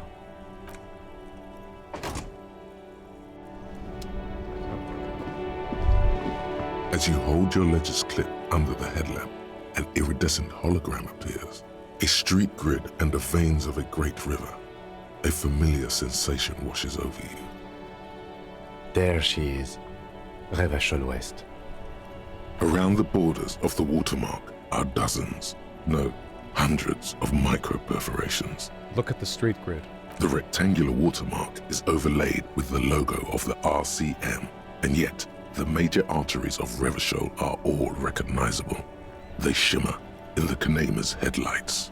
Wait, look around you. A rat brazenly darts past you and disappears amongst the stopped lorries. In the distance, a child somewhere shrieks. A woman reprimands her in a voice no quieter than the child's cry. In the middle of a broken plaza, in a cone of light, barely visible in the daytime, two men, one slim, the other sturdy. They are on the city stage, but only one of them knows his lines. Martinez. Where are we on this? Let me see. Right here. He says, his finger near the top of the map on a segment of coast jutting out into the great ocean. Seems nice. No, it does not. Look at the perforations. There are many of them, and they are divided into 3 separate rows. Tally up the different rows. The first row has 18 dots. Not bad. Not bad for what? You don't even know what it means yet. What about the next one? The next is the longest. It runs all the way around the border, and then some. There are so many, it's hard to count. More than 150, at least. Maybe even 200. What about the last row? The last row has 3 perforations. Just 3? That's it. Hey, Kim, what do all these holes mean? Those are perforations. They represent your record as an officer of the RCM. They are your statistics, as it were. I should have guessed you'd keep a record. Officers often do. Let's take a look. Alpha male officers who are proud of their numbers often do. It's meant. Son, here is where we score your life performance. You better hope it's good. The first row represents your years of service. 18 years. Okay, not bad at all. What did you do before you volunteered? Wait, 18 years I've done this? That's what it says. I might have guessed even longer based on your age. What did you do all those blissful years of your youth? I walked the land telling whores and liars of the end to come. There are 9,855 days remaining. Cool. I'm glad you joined us. Not a lot of money in doom crying. Let's move on, shall we? Sorry. This next row, the one that wraps all the way around, is your number of closed cases. Closed is good. It means finished. You've got, let's see... Wow, more than 200. Is that a lot? It's quite a lot, even for someone who's been on the force for nearly 2 decades. Usually, clearing more than 10 cases a year puts you in the 90th percentile of all RCM officers. You're saying I used to be a super cop. Call it what you want. You were a valuable member of your precinct. Now, let's look at the last row. Right. Those are your confirmed kills. You've got precisely 3 perforations there. Confirmed kills. That sounds pretty evil. A drink would soften that feeling. So I'm a killer. That's right. A killer of humans. For an RCM officer, especially Precinct 41, which is in the Jamrock quarter, it's rather tame. I mean that in a good way. There are certain officers who treat their kills like some kind of ghoulish game. If they do happen to solve a case, it's usually by accident. It's obvious the lieutenant doesn't think highly of these officers. But it seems as though you are, or at least were, one of the good ones. So we have that to be thankful for. He's sincerely glad you're not a scary predator. Not to say relieved you're competent. Have you ever killed anyone, Kim? Yes. How do you handle the strain? Everyone has their own method of coping. Some more effective or self-destructive than others. Personally, I find it helps to keep up a few hobbies. Like what? Oh, this and that. Let's not get into it now. Maybe I should find a hobby? Anything's better than annihilating yourself with drugs and alcohol. Thanks for this. The lieutenant nods. Okay, let's go. Right. I'll go turn off the lights.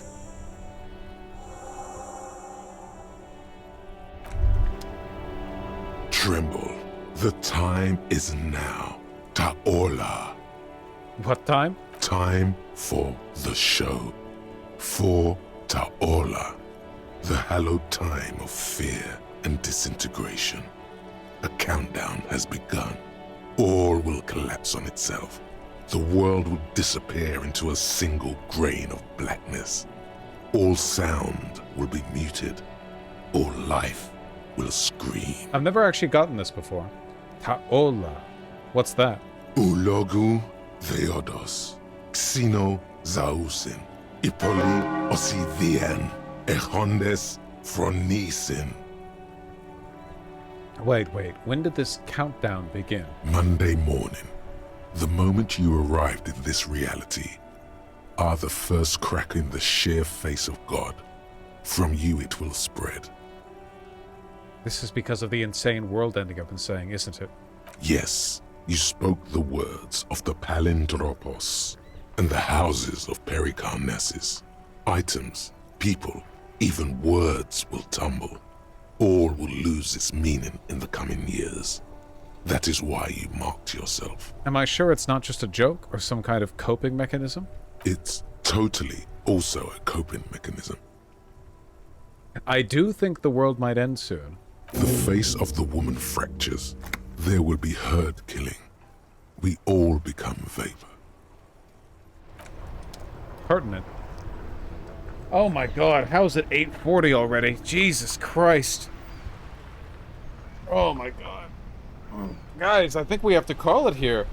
I thought we might make it to the end of day 1, but the first day is the longest, huh?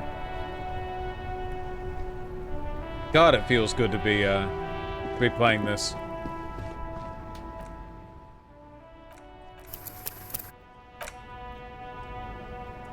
Because the game is good? The game is good. It is known to be good. Excuse me. Well, folks, I'm tired. I'm going to read the donos tomorrow. No, wait, I'm not streaming tomorrow. I'll read them soon. I'll see you on Monday.